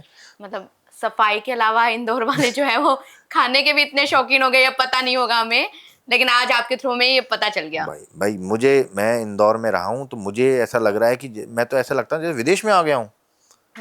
वहां पे लोग कचरा डालते ही नहीं है जमीन पे, आदत हो गई लोगों की, इतना साफ सफाई, इतना मतलब वहां पे भिखारी नहीं मिलेंगे आपको, इतनी साफ सफाई। मेरे को लगता है यार मैं कहाँ आ गया हूँ, कहीं विदेश में तो नहीं आ गया हूँ मैं। सर, अभी तक आपकी हमने सक्सेस स्टोरीज सुनी, लेकिन ऑडियंस को ये भी पता होना चाहिए कि लाइफ में आपके चैलेंजेस भी बहुत आए। और एक चैलेंज की जो मैं ये बात कर लूँ कि यूट्यूब जर्नी की बात कर लेते हैं कि ये भी आसान नहीं है। सबसे पहला ये होता है कि चैनल बनाना, फिर दूसरा उसको 1 मिलियन तक पहुंचाना, तीसरा चैलेंज ये होता है कि जब 1 मिलियन तक पहुंच जाते हैं तो व्यूज में वो कंसिस्टेंसी रखना, क्योंकि सडन डाउनफॉल आता है व्यूज में, बहुत बार कम होने लगते हैं। वो फेज अगर आपने भी फेस किया है तो कैसे आपने उसको डील किया? कहते हैं कि भाई हम तो सक्सेस का इंतजार कर रहे हैं, त्याग की कहानियां हमारे पास भी है। कहने का मतलब ये है कि मैं जैसे अगर आपने त्याग की बात करते हैं, मैंने कितनी कठिनाई मैंने कितनी प्रॉब्लम फेस करी और इसको बढ़ा चढ़ा के बताते हैं, तो ये भी एक तरह का एरोगेंस मानता हूँ मैं।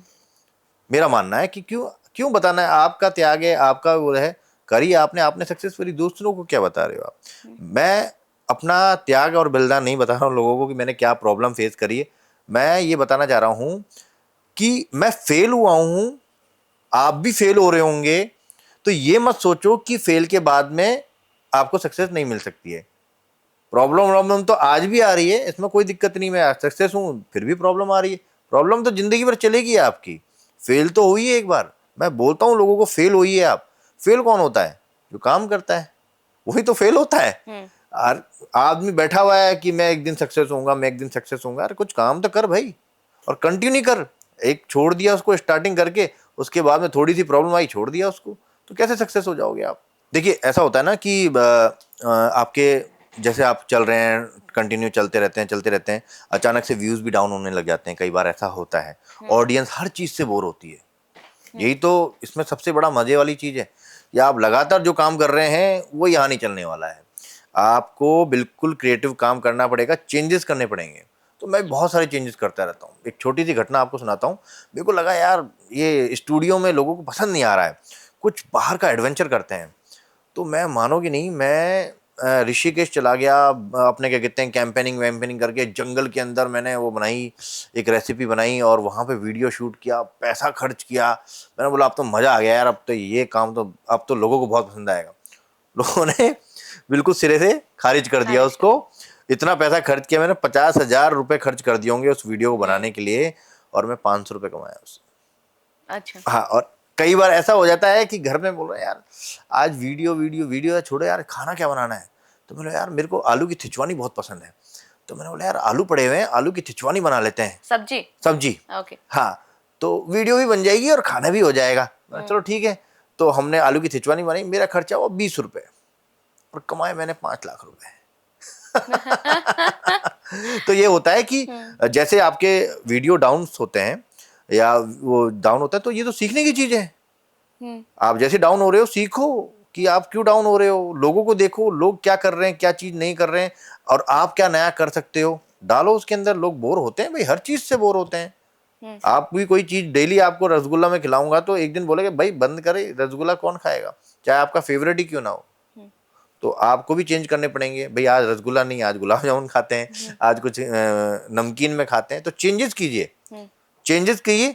कई बार पास हो जाएंगे, कई बार फेल हो जाएंगे, आपको पता लग जाएगा कि मैं कहाँ गलती कर रहा हूँ। लेकिन चीजें पटरी पर आई जाएगी। आ जाएगी। बिल्कुल। अब उन लोगों को मोटिवेशन मिलेगा, क्योंकि हर साल मैंने एक डेटा पढ़ा था कि हर साल 21,000 चैनल जो है वो 1 मिलियन होके निकल रहे हैं, और कितने सारे हैं जो हो चुके हैं। और मोस्टली उन लोगों को, क्योंकि वो सक्सेस के पीक पे है, तो उनका क्या स्ट्रगल है ये लोगों को पता नहीं होता। तो ये क्वेश्चन मेरे पास स्पेशली आया था आपसे पूछने के लिए। सेकंड में ये भी पूछना चाहूंगी कि आपने बताया कि आपको फेसबुक से काफी अच्छी खासी अर्निंग होती थी, लेकिन एक टाइम पे आपका फेसबुक पेज जो है वो भी हैक हो गया था। वो क्या स्टोरी थी? हाँ, 2023 7 मार्च को ये हुआ था, मेरे को तो डेट भी याद है अच्छी तरह से। और मेरे को जैसे ही मैंने देखा कि उसमें लॉगिन लिखा हुआ आ रहा था, मैं देखता रहता भाई कितने व्यूज आए हैं, क्या है, बार बार देखता है आदमी। तो मैं अपने बिजनेस सूट में देख रहा था, तो एकदम से देखा लॉगिन अगेन। मैं लॉगिन अगेन, फिर मैंने अब मेरे पास में क्या पासवर्ड हाथ में रहते नहीं है, वो घर पे रखता हूँ मैं, मोबाइल में भी पासवर्ड नहीं रखता हूँ अपने। तो मैंने बोला चल घर पे जाके करते हैं, लेकिन मुझे थोड़ा शक हो गया था वहाँ पे। फिर वहाँ पे जाके मैंने पासवर्ड डाला दोबारा से लॉगिन करने के लिए, तो बोला रॉन्ग पासवर्ड। मैं तो परेशान हो गया, मैंने यार ये कैसे हो गया यार। फिर मैंने वो फॉरगेट पासवर्ड वाला डाला, उसमें भी नहीं हो रहा था। फिर मैंने देखा तो फिर मुझे लगा कि यार, फिर उसके बाद में किसी का कॉल आया मेरे पास में, सर आपके उसमें फेसबुक में न्यूड फोटोज और क्या कहते हैं वो टेररिज्म से रिलेटेड डाल दिया है वहाँ पे। तो मैंने बोला यार ये किसने डाल दिया है, और अनप्रेजेंट डाले जा रहे हैं आपके पेज पे। हम्म। तो फिर मैंने फटाफट से एक रिपोर्ट मारी फेसबुक पे, तो वो वहाँ पे रुकी चीज़। उसके बाद में क्या कहते हैं कुछ चीज़ें दिखी, कुछ चीज़ें नहीं दिखी। फिर उसके बाद में मैंने रिपोर्ट डाली कि मेरा हैक हुआ है, और क्या कहते हैं जो फेसबुक का हेल्प सेंटर होता है उसमें चैट करके, फिर धीरे धीरे करके रात के 2-2:30 बज गए थे मेरे को वापस लेने में हम्म। फेसबुक का हैक। लेकिन उस दिन आपने रिकवर कर लिया था। रिकवर कर लिया था मैंने, मेरे पास आ गया था वापस में। और मैंने क्या एक मेटा रन करने के लिए अपना क्रेडिट कार्ड भी लगाया हुआ था उसके अंदर। तो उसमें लगभग 72,000 रुपये माइनस हो गए थे मेरे, वो भी उड़ा दिए थे। तो चलिए वो तो फिर भी एक बड़ा अमाउंट नहीं है, लेकिन फेसबुक हैक होने के बाद में फेसबुक पे ना व्यूज़ आ रहे थे, ना ही उसके ऊपर क्या कहते हैं रेवेन्यू जनरेट हो रहा था अच्छा। तो मैं लगातार काम करता रहा, मैंने लोगों से बात करी, कई लोगों से मैंने बोला कि कई लोगों ने बोला हमारा भी ऐसा चल रहा है। इसमें भी फेसबुक में भी बहुत ज़्यादा अप एंड डाउन चलता है इसके अंदर, किसी दिन बहुत ऊपर ले जाता है, किसी दिन बिल्कुल ही नीचे ज़मीन पटक देता है। तो मैंने बहुत कोशिश करी, मैं डालता रहा डालता रहा डालता रहा। कई जगह बोला सही हमारा बेस चल रहा है, कई बोल रहा है नहीं हमारा सही चल रहा है। मैं करता रहा, उसको हुआ ही नहीं, साल भर लग गया मेरे को। मतलब कि जहाँ से आप 3 से 4 लाख रुपए सिर्फ फेसबुक की अर्निंग हुआ करती थी उस जमाने में, मैं 20,000 रुपये आते थे मेरे। 4 लाख से 20,000? 4 लाख से 20,000। मैं तो जो मीडिया हैंडल करता है वही 40,000 रुपये सैलरी लेता है मुझसे। तो मेरे को तो बहुत दिक्कत हो गई थी वहाँ पे कि भाई क्या हो गया है, मतलब आप 4 लाख से 20,000 रुपये आ गए, आपका कैसे चलेगा। तो वहाँ पे फिर मेरे को बहुत ज़्यादा फाइनेंशियली दिक्कत आने लगी। मैंने एक प्लॉट भी लिया था, मैंने सोचा कि घर वर बनाएंगे, तो लेकिन अब फाइनेंशियली इस तरह से प्रॉब्लम्स आई तो मैं तो बोला बेचो उसको, भाई पैसे ही नहीं है कहाँ पे करें, इतना कर्जा लेके कोई घर थोड़ी बनाता है। लेकिन अब धीरे धीरे करके फिर एक अचानक से मैं उस चैनल का नाम लेना चाहूँगा। बिल्कुल बिल्कुल। हाँ, कैरी टेक माइंड उन चैनल का नाम है। हम्म। ठीक है, मैंने उनको मैसेज भी दिया था, उन्होंने रिप्लाई नहीं किया। ठीक है, मैसेज भी दिया, मैंने उनको कमेंट भी दिया। ठीक है, मैंने इंस्टाग्राम पे भी मेल दिया एक थैंक यू के लिए और एक मिलने के लिए कि मैं आपसे मिलना चाहता हूँ, आपने मेरा बहुत बड़ा फ़ायदा किया है। ठीक है, तो मेरा जवाब नहीं आया उनका कभी, मैंने मेल भी किया था उनको। तो क्या बता अब आ जाए। तो उनको उनको एक वीडियो चल रही थी कि आप भी वीडियो डालते हैं लेकिन आपके पैसे नहीं आ रहे हैं, आपके व्यूज़ नहीं आ रहे हैं, आप रेगुलर डाल रहे हैं फिर भी व्यूज़ नहीं आ रहे हैं और रेवेन्यू जनरेट नहीं हो रहा है, आपने ये गड़बड़ कर दिया है। तो फिर मैंने बोला हाँ यार, मैंने मेरे से रिलेटेड लग रहा है। फिर मैंने देखा तो फिर उसने बोला कि आप इतने अपने प्रोफेशनल डैशबोर्ड में जाइए, वहाँ पे क्या कहते हैं एडमिन पे देखिए कि कोई किसी तरह का वो तो नहीं है। तो मैंने देखा हाँ, एडमिन को एक तरह से वॉलंटियर पे एक्शन आ रखा था। मतलब कि फेसबुक के एल्गोरिज्म को लग रहा था कि मेरा जो मैं एडमिन हूँ वो अभी भी वही है, तो इसको पैसे नहीं देने हैं। मतलब फेसबुक को लग रहा था कि अब ये आपके पास नहीं है, अभी भी हैकर के पास है। नहीं, हैकर के पास तो नहीं है, हैकर तो अलग आईडी थी, ये एडमिन यही था, एडमिन मैं ही था उस टाइम तक और वहां पे भी वही था। तो फेसबुक के एल्गोरिज्म समझ नहीं पाया इस चीज को और उसने रेवेन्यू जनरेट करने ही नहीं दिया। फेसबुक को कंफ्यूजन क्या हुआ कि एडमिन गड़बड़ है ऐसा। हाँ, फिर एडमिन गड़बड़ है और क्या कहते हैं इसी की वजह से हुआ है।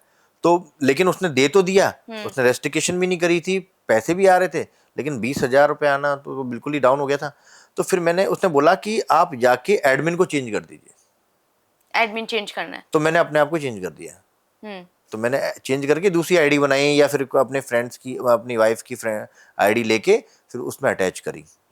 और जैसे ही मैंने अटैच करी, पारा यहाँ से मतलब ऐसे उड़ गया कि मैं तो शॉक्ड हो गया। मैं उस दिन घर पे मतलब कमरा बंद करके चिल्लाया था जोर जोर से, खुशी के मारे। खुशी के मारे, क्या हो गया ये। मतलब जो पैसा आपके पास में पैसा आ रहा है अचानक से बंद हो जाए और अचानक से वापस शुरू हो जाए तो अचानक से वापस, हाँ, तो मतलब बिल्कुल हो जाता है यार, ये क्या हो गया अचानक से।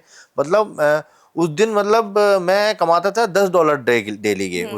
उस दिन मैंने कमाए थे $300 अचानक से नेक्स्ट डे। हाँ, तो बहुत बड़ा वो हो गया था, मैं पागल हो गया था, मतलब ये क्या हो गया यार, ये बहुत खुशी हुई थी मेरे को। खुशी के मारे आप चिल्लाने लग गए, चिल्लाने लगे, कमरा बंद करके। घर वाले बोले क्या हो गया भाई, किससे लड़ रहा है। बिल्कुल, बहुत अच्छी स्टोरी है। और फिर आपने फेसबुक रिकवर कर लिया अपना मतलब। हाँ। और इन सब ये जो चैलेंजेस हैं, जो कि एक 4-5 लाख रुपए से 20,000 आना कुछ छोटी बात नहीं है। और अगर कोई सैलरी ले रहा है तो उसकी सैलरी तो हम रोक नहीं सकते कि सिचुएशन समझो, वो तो उतना ही लेगा। फिर उसके बाद उस डाउनफॉल के बाद वापस उतना अप जाना, मतलब अगर आपने एक अंधेरी रात देखी तो आपने एक सवेरा भी वापस देखा है। ये जो सिचुएशंस आई आपके लाइफ में, जितने आपने अब स्ट्रगल बताए, एक ऐसी लर्निंग जो आप हमारी ऑडियंस के साथ शेयर करना चाहे कि कोई भी सिचुएशन हो, आपको ये चीज ध्यान रखना चाहिए कि आप पार लग जाएंगे, आप निकल जाएंगे परिस्थितियों से। देखिए, मेरा ये मानना है जैसे जैसे आप बढ़ते जाएंगे वैसे वैसे आपकी टांग खींची जाएगी, आपके पास परेशानियां जानबूझ के आएंगी। ये तो आप प्रिपेयर हो जाइए इस चीज़ के लिए आप कि आप जैसे जैसे आगे बढ़ रहे हैं आपको परेशानियां, आपके लाइफ में प्रॉब्लम शुरू हो चुकी है, लेकिन अब प्रॉब्लम्स को कैसे आप बीट करते हैं। सबसे पहले तो अपने आप को ये मान लीजिए कि हर चीज़ आपकी लाइफ में हो सकती है, डाउनफॉल भी आएगा, ऊपर भी जाएंगे, आपको प्रिपेयर रहना है इस चीज़ के लिए, प्रिपेयर रहना है कि होगा ही होगा। दूसरी चीज़, कभी भी आप कोई काम करते हैं तो ऐसा तो हो नहीं सकता हर बार पास हो जाएं आप। ऐसा कैसे हो सकता है कि आप हर बार पास हो जाएंगे तो आप तो भगवान हो। तो फेल तो होगा भाई, आदमी फेल कौन होता है, जो काम करता है वही तो फेल होता है। तो मैं इस चीज़ को इस तरह से जोड़ूंगा कि फेसबुक से कमाई नहीं हो रही थी, मैं कुछ नहीं कर पा रहा था, मेरे पास में कुछ नहीं था, मैं क्या करूं, मतलब मैंने काफ़ी कोशिश करी, नहीं कर पाया मैं उस चीज़ को। तो मेरा मानना है कि जिस चीज़ से रिलेटेड, जैसे अगर मैं कोई एडवाइजरी किसी से लेता इससे रिलेटेड, इस फील्ड से रिलेटेड टेक्निकली, तो शायद मैं जल्दी पहले कर लेता। या फिर मैं बोलता हूँ कि मैंने क्या किया कि यार मैं यहाँ पे कमा नहीं रहा हूँ, कहीं और तो कमा सकते हैं। फिर मैंने उसी टाइम पे अपना जो पेड प्रमोशन पे ध्यान देना स्टार्ट किया था। मैं पेड प्रमोशन करता ही नहीं था, बहुत ही कम करता था। मुझे लगता था यार इतने कम पैसे में कौन करेगा। हम्म, तो फिर मैंने ध्यान देना स्टार्ट किया, इंस्टाग्राम पे ध्यान दिया मैंने, तो वहाँ पे फिर रीच अपने आप बढ़ने लगी। और इंस्टाग्राम पे रीच बढ़ रही है तो आपके पास में ऐसे पेड प्रमोशंस आते हैं आप सोच भी नहीं पाओगे। आप इतना मतलब एक एक रील की आप 1-1 लाख रुपए कमा सकते हो आराम से, नॉर्मली बोल रहा हूँ, नॉर्मल।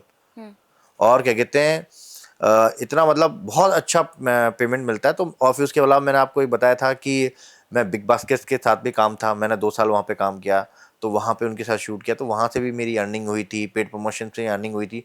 तो मैंने एक लॉस को बचाने के लिए दूसरी जगह काम करना स्टार्ट किया था। हम्म, तो ऐसे करके डाइवर्सिफाई अगर अपने काम को करते हैं, आज के टाइम पे मेरा सब कुछ बंद हो जाए लेकिन मैं फिर भी आज फाइनेंशियली फ्री आदमी हूँ। हम्म, मैं ये बोलता हूँ कि एक इंसान को, मेरे को जितनी मेरी ज़रूरत है उसके लिए मुझे कमाने की अब ज़रूरत नहीं है। छोटी सी बात है मेरी हम्म, कि मेरी जो ज़रूरतें हैं उसके लिए मुझे अब कमाने की कोई ज़रूरत नहीं है। मैं फाइनेंशियली फ्री हूँ और अपना छोटा मोटा काम कर सकता हूँ। और लेकिन ज़िंदगी में वही होती है ना कि जब तक आप काम जिंदा हैं तब तक आप काम करिए और खुश होकर काम कीजिए। क्योंकि काम ही आपको जवान रखता है, जवान ये रखता मैंने है। सुना है। फ्री बैठ के क्या करेंगे आप, करेंगे क्या? काम के कुछ तो करो। काम इंसान को पैसे के लिए जवान मत रखता है। करो, खुशी के लिए हम्म, कर लो। खुशी के लिए भी बहुत सारे काम होते हैं, पैसे के लिए मत भागो, परेशान मत हो। अपनी खुशी के लिए भी तो काम कर सकते हैं। लोगों से पूछो, कुछ जो खुश नहीं है लोग अपने काम करने से, सुबह 9 बजे जाते हैं, 6 बजे आते हैं, 10 बसों के धक्के खाते हैं, परेशान होते हैं कई लोग। तो हम्म, एक बार में दबा के मेहनत करो, इतनी मेहनत करो, पैसा जोड़ लो, खर्चा कम करो और फाइनेंशियली फ्री करो अपने आप को। और उसके बाद में एंजॉय से काम करो जो आपको पसंद है। मेरा ये मानना है। बिल्कुल उम्मीद है कि लोग ये लर्निंग लेंगे और बहुत पसंद आया आपके ये सजेशन, बहुत प्रैक्टिकल है, रटे रटाए नहीं है, बहुत प्रैक्टिकल सजेशन है आपके।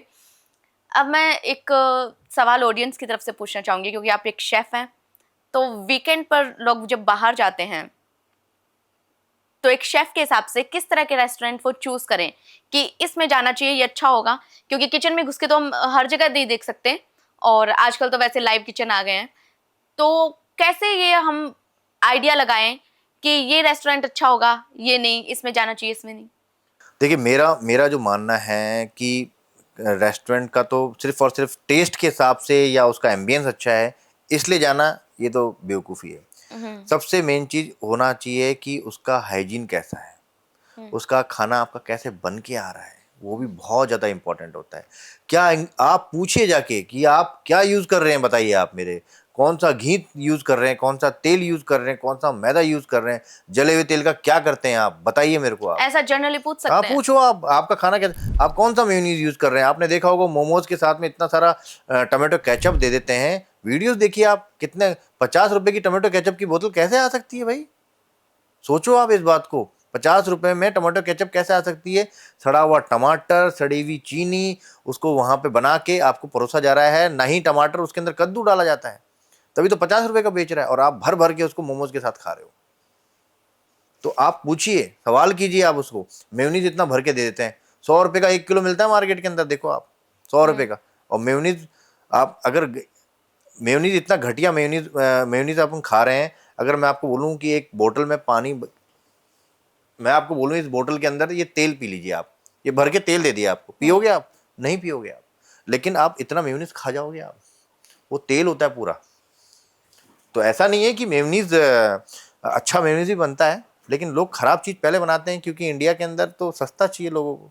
हम्म, तो जगह पे जाके देखिए, आप लोगों से पूछिए, आप वहाँ के स्टाफ से पूछिए कि हमारा खाना कैसे बन रहा है, कौन से इंग्रेडिएंट यूज़ हो रहे हैं, कैसे बनाया जा रहा है। और मैं ये बोलता हूँ, ये होना चाहिए आज के टाइम पे कंपटीशन। हम्म, रेट का कंपटीशन ना करके हाइजीन का कंपटीशन किया जाए, हम्म, जिससे लोगों को अच्छा खाना तो मिलेगा कम से कम। हम्म, इंडिया के अंदर तो ये चीज़ देखी नहीं जाती है, सिर्फ सस्ता खाना, सस्ता खाना, सस्ता खाना। भाई सस्ता खाना, हर चीज़ सस्ती नहीं हो सकती ना यार। आपको मैंने पहले बताया था कि हर चीज़ सस्ती कैसे कर सकते हो आप। अगर आपको एक पिज़्ज़ा खाना है, अच्छा पिज़्ज़ा खाना है, तो आपको उसको पैसे देने पड़ेंगे। नहीं पिज़्ज़ा ही खाना है लेकिन सस्ता खाना है, ऐसा नहीं हो सकता। आप दाल खाओ, रोटी खाओ, सस्ता मिल जाएगा, कोई दिक्कत नहीं है। लेकिन आपको महंगी चीज़ सस्ती कैसे खा सकते हो आप? पनीर मत खाओ ना, किसने बोला पनीर खाने के लिए? नॉर्मल सब्जियां खा लो, सब्जी की सब्जी खा लो, सेव टमाटर खा लो। आपको पनीर ही खाना है, अब 200 रुपये में पनीर कैसे दे देगा वो? तो गड़बड़ करेगा। अब वो उसको मार्केट मार्केट से कम्पिटिट करना है ना उससे। अब वो 400 रुपये का बेचेगा, बगल वाला 200 रुपये बेचेगा, लोग तो उसके पास जाएंगे, बोले यार टेस्ट तो इसी का अच्छा आ रहा है यार, 200 रुपये भी दे रहा है और भी बढ़िया, तो आप उसी के पास जाओगे। तो खाना टेस्ट से ज़्यादा मेरे हिसाब से हाइजीन पे ध्यान देना चाहिए। आप किसी रेडी पे भी जाओ, ऐसा नहीं है, बहुत अच्छे रेडी वाले बहुत अच्छा काम भी करते हैं, उनका बहुत हाइजीन, मैंने कई रेडी वालों को देखा है, ग्लव्स के साथ काम कर रहे हैं, हाइजीन के साथ काम कर रहे हैं, ढक के चीज़ों को रख रहे हैं। तो ऐसा नहीं कि आप क्या कहते हैं रेडी पे खाना खराब बनता है, रेडी पे भी अच्छा खाना बनता है। उसका देखिए किस तरह से यूज़ कर रहा है, कैसे तेल यूज़ कर रहा है, काला तेल में तो नहीं फ्राई कर रहा है, उसने चीज़ों को ढका हुआ है नहीं ढका हुआ है, टेस्टी बना रहा है इसलिए नहीं जाना है। अगर वो हाइजीन से काम कर रहा है तो हम खाएंगे आपके साथ में, क्योंकि भाई पेट शरीर हमारा है। नंबर 1 हो गया इंडिया आज डायबिटिक के अंदर, ठीक है, 50 बीमारियां हमारे शरीर को लग चुकी हैं, हर चीज़ में हम, ओबेसिटी में भी अमेरिका के बाद में या अमेरिका से पहले ही आ रहे हैं, तो हर चीज़ में हम आगे ही आ रहे हैं। मतलब हम अच्छा खाना खा ही नहीं रहे, हम अपनी हेल्थ पे ध्यान दे ही नहीं रहे। हेल्थ पे हमें ध्यान देना सबसे बिल्कुल ज्यादा बिल्कुल चाहिए, जरूरी है। मेन ये है कि एम्बियंस की बजाय ज्यादा ध्यान हम फूड क्वालिटी पे रखें। बिल्कुल। और अगर लाइव किचन हो जहां आप अपन खाना देख हाँ। सकें, या कोई आपको सवाल का जवाब दे रहा है कि क्या डाला है और वो अच्छे से बता रहा है खुश होके, उसे तकलीफ नहीं हो रही, इसका मतलब वो रेस्टोरेंट सही माना जाएगा। और जैसे कई बार ऐसा होता है कि कई लोग बोलते हैं कि सर आपके रेस्टोरेंट का खाना खाया और अगले दिन पेट बिल्कुल नॉर्मल था, कोई भी किसी तरह की गंदी डकारें नहीं आई हैं, क्योंकि अगर जले हुए तेल से ग्रेवी बनेगी तो उसमें गंदी डकारें भी आती हैं, ठीक है, और आपका पेट भी अपसेट हो जाता है। तो ऐसी जगह बिल्कुल नहीं जाना चाहिए हमको। कॉन्सिक्वेंसेस जो है खराब खाने के अगले दिन दिख ही जाते हैं, आपको पता भी लग जाता है। और एज ए शेफ क्या एटिकेट्स हैं जो हमें यानी कि लोगों को रेस्टोरेंट में खाते वक्त फॉलो करने चाहिए? जनरली जो हमें पता नहीं होता, लेकिन एक शेफ जो होता है या फिर एक रेस्टोरेंट के लोग जो होते हैं वो एक्सपेक्ट करते हैं कि ये चीज़ तो कस्टमर करेगा हमारे लिए। देखिए आप खाना खाने जा रहे हैं, अगर आपको खाना बिल्कुल अच्छा मिला है, आपकी सर्विस अच्छी हुई है, तो उसको थोड़ा सा आप वो कर सकते हैं, उसको अप्रिशिएट आप थोड़ा सा अप्रिशिएट कर सकते हैं उसको, जो जिसने सर्विस करी है, कि बहुत अच्छा सर्विस करी है आपने, और आप शेफ़ से मिल सकते हैं, शेफ़ बड़ा खुश हो जाता है। कोई छोटी जगह पे जाएंगे तो मतलब क्या कहते हैं, उसको बोले यार आपके खाने की बहुत, इतना सा बोलते हो मज़ा आ गया शेफ़ यार, अगर सही में खाना अच्छा बना है आपका और आपको सही में मज़ा आया। मैं तो देखिए एक वर्ड बोलता हूँ खाने के लिए, मेरे मेरे दिमाग में हमेशा खाना क्या होता है, मेमोरी। मेमोरी। खाना सिर्फ खाना नहीं होता है। आपने कई बार ऐसा सुना होगा कि हमने फला जगह खाया था, या मम्मी ने बनाया था, नानी ने बनाया था, वो खाना इस टाइम कितना अच्छा बना था, वो सब्जी कैसी बनी थी, हम याद करते हैं ना उस दिन को, बातें चलते हैं। तो खाना मेमोरी होता है। तो अगर आपको कोई खाना अच्छा लगा है तो मुझे ऐसा लगता है कि अप्रिशिएट करना चाहिए। और सिर्फ वहाँ पे क्या है कि जो जिस कंडीशन में शेफ़ काम कर रहा होता है, तो एक हल्की सी तारीफ मिल जाती है इंसान को, तो वो अच्छा काम करता है। तो अगर आपके पास वक्त है और आप करना चाहते हैं तो आपको अप्रिशिएट करना चाहिए, शेफ़ को भी करना चाहिए, सर्विस को भी करना चाहिए, मैनेजमेंट को भी करना चाहिए। मुझे ऐसा लगता है। अब जैसे कि कमी निकालनी हो तो तुरंत आप उस पर कमेंट, नेगेटिव कमेंट सबसे पहले करते हैं, कभी देख लेना आप, नेगेटिव कमेंट सबसे पहले आते हैं, क्योंकि नेगेटिविटी इंसान के दिमाग में घुसी हुई है। पॉजिटिविटी निकालने के लिए बहुत वक्त लगता है, लेकिन नेगेटिव कुछ हो जाएगा तो फटाफट से डाल देंगे उसके अंदर। बिल्कुल, मैंने ये कहीं देखा था, मैं भी एक रेस्टोरेंट में गई थी, तो मैंने जनरली ये होता है हम वेटर से बोल देते कि खाना अच्छा था या खराब था, लेकिन मेरी एक फ्रेंड थी और उसने शेफ को बुलाया था, उससे प्रॉपर बात की, रेसिपी पूछी, फिर जब रेसिपी बनी तो उससे कॉम्प्लीमेंट दिया। तो मैंने देखा कि ये भी चीज़ें होती है और जनरली जो हम लोग हैं वो नहीं करते हैं, बट होप कि अब लोग किया करेंगे आपकी बातें सुनने के बाद। फटाफट आपके साथ एक रैपिड फायर राउंड कर लेते हैं। आपकी फेवरेट डिश क्या है? मेरी फेवरेट डिश है गोहत के डुबुक, जो मेरी मम्मी के हाथ के बनते हैं। गोहत के डुबुक? गोहत के डुबुक, ये एक उत्तराखंड की डिश है, बहुत ही टेस्टी बनती है। और वो आपकी फेवरेट है? हाँ। आपका फेवरेट शेफ? देखिए मैं बहुत सारे शेफ़ हैं, इसलिए एक शेफ़ का तो नाम लेना बहुत ज़्यादा मुश्किल हो जाएगा, वरना दूसरे फिर भी तो मैं नाम लेना चाहूँगा यहाँ पे, सचिन शेफ़ हैं, उनके साथ मैंने काम किया, और वो आज भी लर्निंग करते हैं, आज भी सीखने की उनकी इच्छाएं होती हैं। और मतलब मैंने देखा है कि जो शेफ़ लोग काम करते हैं, वो जैसे ही उनको पोजीशन मिल जाती है उसके बाद में वो कुकिंग करना बंद कर देते हैं, मैंने देखा है। लेकिन वो बंदा इतनी बड़ी पोजीशन पे पहुंचने के बावजूद भी आज भी वैसे ही कुकिंग करता है जैसे मैंने उसको देखा है। वो मतलब उसके लिए बहुत बढ़िया, मतलब मैं उसके लिए बोलूँगा कि गजब का इंसान है वो एज ए शेफ़। और सोशल मीडिया पे हैं वो या नहीं, नहीं, वो यूट्यूब पे? सोशल मीडिया से दूर रहता है। सेलिब्रिटी शेफ में आपका कौन फेवरेट है? देखिए, सेलिब्रिटी शेफ़ में मुझे कुणाल कपूर बहुत पसंद है। कुणाल कपूर। हाँ। ओके, और कौन से एक्टर एक्ट्रेसेस ऐसे हैं जिनको आप अपने हाथ का खाना खिलाना चाहेंगे? देखिए, ऐसा तो मैंने कभी सोचा नहीं कि किसी कोई मेरा कि फेवरेट है मुझे। मैं मतलब मेरा कोई एक्ट्रेस फेवरेट नहीं होता है, मतलब एक्ट्रेस फेवरेट नहीं होती है मेरी। मैं तो सिर्फ इंसान के हिसाब से देखता हूँ कि मैं ज़्यादा मूवीज़ वूवीज़ भी देने देखता नहीं हूँ इतना। लेकिन मेरी इच्छा है कि मैं इतना क्रिकेट का शौकीन नहीं हूँ, लेकिन सचिन तेंदुलकर को मैं चाहता हूँ कि उनको एक बार खाना खिलाऊँ। सचिन तेंदुलकर हाँ को। जी, और क्या खिलाएंगे? जो उनकी फेवरेट डिश होगी। सपोज दैट कि अचानक से सचिन तेंदुलकर आ जाते हैं और बोलते हैं आज आप अपनी फेवरेट डिश खिलाओ। तो देखिए, मेरी फेवरेट डिश तो बहुत सारी हैं। तो कई बार ऐसा होता है कि आपकी जो फेवरेट डिश हो जरूरी नहीं सामने वाले की भी हो, हमेशा टेस्ट अलग भी हो जाते हैं।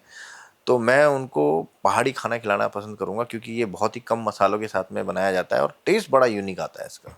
आपका फेवरेट यूट्यूब चैनल कौन सा है जिसको आप सबसे ज्यादा फॉलो करते हैं? हाँ, मुझे ना यूट्यूब पे विकास दिव्य कीर्ति जी के वीडियोस देखना बहुत पसंद है। विकास दिव्य हाँ, कीर्ति की। हाँ, वो मतलब जो इतने इतने पोलाइटली बोलते हैं और इतने सरल भाषा में इतनी बड़ी बात बोल जाते हैं ना, जो लोग बोल ही नहीं सकते हैं, और मज़ा आया था उनकी वीडियो देख के। बहुत लोगों के फेवरेट है विकास दिव्य कीर्ति। खाना सा कहाँ का सबसे बेस्ट लगता है आपको, इंदौर या जयपुर? देखिए, दोनों जगह का, मैं सिर्फ एक खाना एक जगह का हो ही नहीं सकता बेस्ट भाई, हर जगह का कुछ ना कुछ अच्छा होता है। इंदौर में कोई चीज़ अच्छी मिल रही होगी तो आपको जयपुर में उससे अच्छी दूसरी चीज़ मिल रही होगी। हर जगह की कोई एक पहचान होती है, तो आप ये तो नहीं कह सकते कि ये खाना वहाँ का ही अच्छा होता है। चलिए इंदौर में जाएंगे तो क्या खाएंगे तो सबसे पहले? इंदौर में देखिए, क्या कहते हैं, पोहा वहाँ का बड़ा फेमस है। पोहा जरूर खाना चाहिए, पोहे से ही शुरुआत होती है इंदौरियों की। और वहाँ पे खोपरा पीटीज बहुत खाते हैं। जॉनी हॉट डॉग की, क्या कहते हैं, हॉट डॉग खाए जाते हैं वहाँ पे। और वहाँ की शिकंजी है। शिकंजी बड़ी रबड़ी टाइप की होती है, उसको शिकंजी कहते हैं। वो भी। रबड़ी टाइप की हाँ, शिकंजी। हाँ, रबड़ी हम जैसे हम शिकंजी क्या बोलते हैं, पानी वाली होती है। हाँ। वहाँ पे शिकंजी दूसरी चीज़ को बोलते हैं, रबड़ी जैसी बनती है वो, पतली सी, उसको शिकंजी कहते हैं। तो बहुत सारी चीज़ें हैं वहाँ, तो मतलब एक से एक नई चीज़ मिल जाएगी आपको। और जयपुर? जयपुर में आइए तो रावत की कचौरी खाइए, जो बिना चटनी के साथ आपको खानी है। इसके अलावा, क्या कहते हैं, आप यहाँ पे, क्या कहते हैं, श्रीनाथ पाव भाजी वाला है, चौड़ा रास्ता में, वहाँ पे खाइए। उसके अलावा आप छोटी चौपड़ के पास में एक छोटा सा, क्या कहते हैं, साइकिल पे बंदा लगाता है, का, कांजी वड़ा। कांजीवरम। कांजी वड़ा बनाता है वो, बहुत ही टेस्टी है और बहुत ही, मतलब क्या कहते हैं, इतने अच्छे, हम तो हमारे बड़े फेवरेट हैं वो, हम वो खाते हैं वहाँ पे, और जब भी मौका मिलता है। और एक रामचंद्र कुल्फ़ी वाले की कुल्फ़ी खाइए आप। और कहाँ खानी है, जहाँ पे ओरिजिनल दुकान है वहीं पे खानी है, हवा महल के पास में है। और जगह भी हैं, उतना मज़ा नहीं आता है वहाँ पे। जयपुर में ये कंफ्यूजन है, पाव भाजी वाले, असली पाव भाजी वाले, नए पाव भाजी वाले, मतलब एक ही नाम से, जैसे पंडित जी पाव भाजी वाले, असली पंडित जी पाव भाजी वाले, लोग कंफ्यूज हो जाते हैं।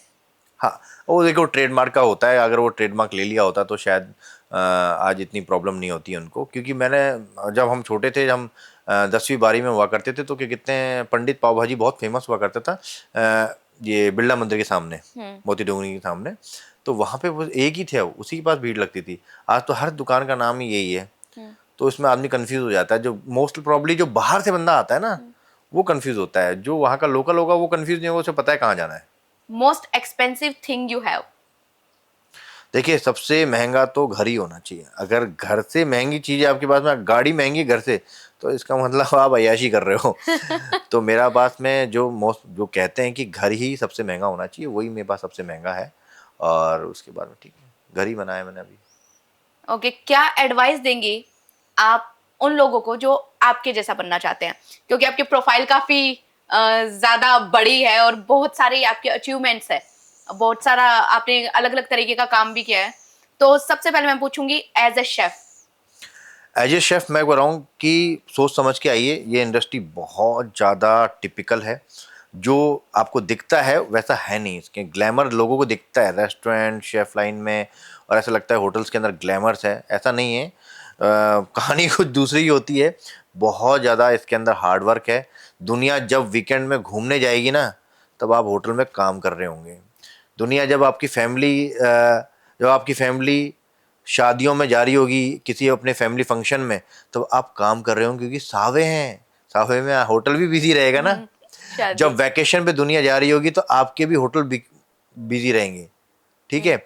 आपका ऑफ फिक्स नहीं होगा कभी कि फिक्स ऑफ है तो आपको ये मिल जाएगा, कभी पार्टी आपका ऑफ कैंसिल कर दिया जाएगा। तो मतलब कि बहुत ही हार्ड लाइफ में से एक है, लेकिन इसके फायदे ही बहुत सारे हैं। मैंने ऐसा देखा है कि एक अगर 10वीं पास या 12वीं पास बंदा भी इतने पैसे कमा लेता है इसके अंदर कि बड़ी बड़ी जॉब वाले भी नहीं कमाते हैं। मैंने देख लिया ये चीज कि एक हमारे शेफ थे, वो कुवैत में हैं और उनकी सैलरी 7-8 लाख रुपए महीने के हैं, जो कि एक अच्छा इंजीनियर होगा, अच्छा डॉक्टर होगा, वो भी नहीं कमा रहा होगा इतना पैसा। तो ये चीज ऐसी है, इसके अंदर इतना पोटेंशियल है जॉब के अंदर। तो मैं ऐसा कहता हूँ कि कोई भी काम कीजिए तो उसका प्रो कॉन दोनों देखिए आप। ये नहीं कि सिर्फ अच्छा ही दिख रही है कि हाँ 7-8 लाख रुपए कमा रहे हैं, ऐसा नहीं है। कैसे उसने निकाले, कैसे किए, वो भी चीजों को देखना पड़ेगा। एज अ यूट्यूबर क्या सजेशन देंगे? यूट्यूबर, अगर आपके पास में कंटिन्यू काम करने की हिम्मत है तभी आना, वरना मत आना। क्योंकि मैंने बहुत से लोगों को फेल होते देखा है, मेरे से इंस्पायर होके भी अगल बगल में, लेकिन उनको बोलता है यार 1 साल हो गया, 1.5 साल हो गया, 3 साल हो गया, कुछ हो ही नहीं रहा है। अरे हो नहीं रहा तो देखो ना आपने कहाँ गलती करी है। एक दिशा में काम करते जाएंगे, नहीं हो पा रहा है तो वो चीज़ भी देखो आप कि भाई क्या कहते हैं, अगर यहाँ पे ये वीडियो में व्यूज़ नहीं आ रहे हैं तो दूसरा कोशिश करो, इसमें नहीं आ रहे तो तीसरा कोशिश करो। अगर करना है तो, और नहीं करना है, सिर्फ टाइम पास करना है तो मत करो फालतू, इतना एनर्जी भी क्यों लगा रहे हो आप। क्योंकि हर काम आज के टाइम पे मैंने ऐसे देखा कि मेरे बाद भी बहुत सारे अच्छे अच्छे यूट्यूबर सक्सेस हो जाते हैं, ऐसी कुछ नहीं है। मैंने एक छोटा सा वाकया आपको सुनाता हूँ। कुक विद अशोक, मेरे 1 लाख सब्सक्राइबर थे और उनके 26,000। तो वो पूछा करते थे हमसे कि शेफ कैसे करें इसको, और आज के टाइम पे दुनिया उनसे पूछती है शेफ कैसे करें। उनके इतने व्यूज आते हैं, क्या आप उनसे सीखो जाके कि कितनी मेहनत के साथ काम करते हैं। वो महीने की 28 से 30 वीडियो डाल देता बंदा, जो करना ही बहुत मुश्किल है। उसने एल्गोरिथम को ऐसा वो कर रखा है कि इतने व्यूज आते हैं, लोग सोचते रह जाते हैं कैसे हो रहा है, लेकिन इतनी मेहनत आप कर सकते हो कि सबसे पहले ये सोचो आप 28 दिन काम करना, 29 दिन काम करना, बंदे के पास में 15-20 वीडियो पड़ी रहती है पहले से। तो इतनी हिम्मत होनी चाहिए आपके पास में कि ये जॉब धंधा सबसे, अगर जॉब भी फेल है, इसके जॉब में भी आपको एक बार संडे को छुट्टी मिल जाएगी, इसमें छुट्टी नहीं है, बिल्कुल छुट्टी नहीं है। आप कहीं पे बैठे हो तो उठा के आपको कमेंट्स के जवाब देने होते हैं, ठीक है। टाइम पास करने के लिए कुछ नहीं है आपके पास में। इतना मुश्किल कामों से एक है, डेडिकेटेड वर्क है। मजा आएगा तो करना, अदरवाइज हाथ ही मत लगाना, फेल हो जाओगे। और एज ए बिजनेस ओनर तो भैया इससे बढ़िया कुछ काम ही नहीं लगा मेरे को। इतनी कम माथाफोड़ी में इतना पैसा मैंने इतने काम कर रखे हैं, सबसे बढ़िया काम मेरे को यही लगता है। मैंने बोला यार इससे बढ़िया तो काम हो ही नहीं सकता, इससे बढ़िया काम तो हो ही नहीं सकता यार। मतलब इतनी कम माथाफोड़ी, मतलब अगर आप एक अचीवमेंट कर ली, आपने एक जगह पे पहुंच गए, उसके बाद तो भाई पैसा बरसता है आपके पास में। यहाँ पे आपको मना करना पड़ेगा, भाई नहीं करना मेरे को। मैं कितने पेड प्रमोशंस को तो मैं मना कर देता हूँ, नहीं करना भाई। कई बोलते हैं सर इतने में कर लो, उतने में कर लो। मैंने बोला फिक्स कर रखा है। लोग बोलते हैं यार तुमको पैसे से प्यार नहीं है क्या। मैंने बोला भाई अपने फिक्स कर रखा पैसा, उससे नीचे मैं जाऊंगा ही नहीं। मैं, ये वाली कहानी है। Thank you so much sir. आपकी स्टोरी ने बहुत से लोगों को पहले भी इंस्पायर किया है, और मुझे लगता है कि अब जो भी ये पॉडकास्ट देखेगा वो और भी ज़्यादा इंस्पायर होगा। बहुत से लोग होंगे जो स्ट्रगल कर रहे होंगे, लेकिन अब उन्हें पता चलेगा कि अब उन्हें आगे करना क्या है, उन्हें राहें मिलेगी। और बहुत से डिफेंस पॉडकास्ट मैं आपको बता दूं हमने किए हैं, लेकिन आज जब इन्फ्लुएंसर्स की बारी आई है तो अब मैं खुद को लकी मान रही हूँ कि हमें फर्स्ट चांस जो है वो आपके साथ मिला है। Thank you. और आप बताएं कि आपको ये पॉडकास्ट कैसा लगा। अगर आप भी हमारे गेस्ट बनना चाहते हैं तो इस मेल एड्रेस पर मेल करें। उम्मीद है कि आपको ये पॉडकास्ट बहुत पसंद आया होगा। आप हमें कहाँ से देख रहे हैं और अगला गेस्ट आप कौन सा देखना चाहते हैं, अगली रिपोर्ट आप कौन सी देखना चाहते हैं, ये भी हमें कमेंट करके ज़रूर बताइएगा। खैर, हम मिलेंगे आपको किसी नई कहानी के साथ, किसी नए पॉडकास्ट के साथ। तब तक के लिए धन्यवाद।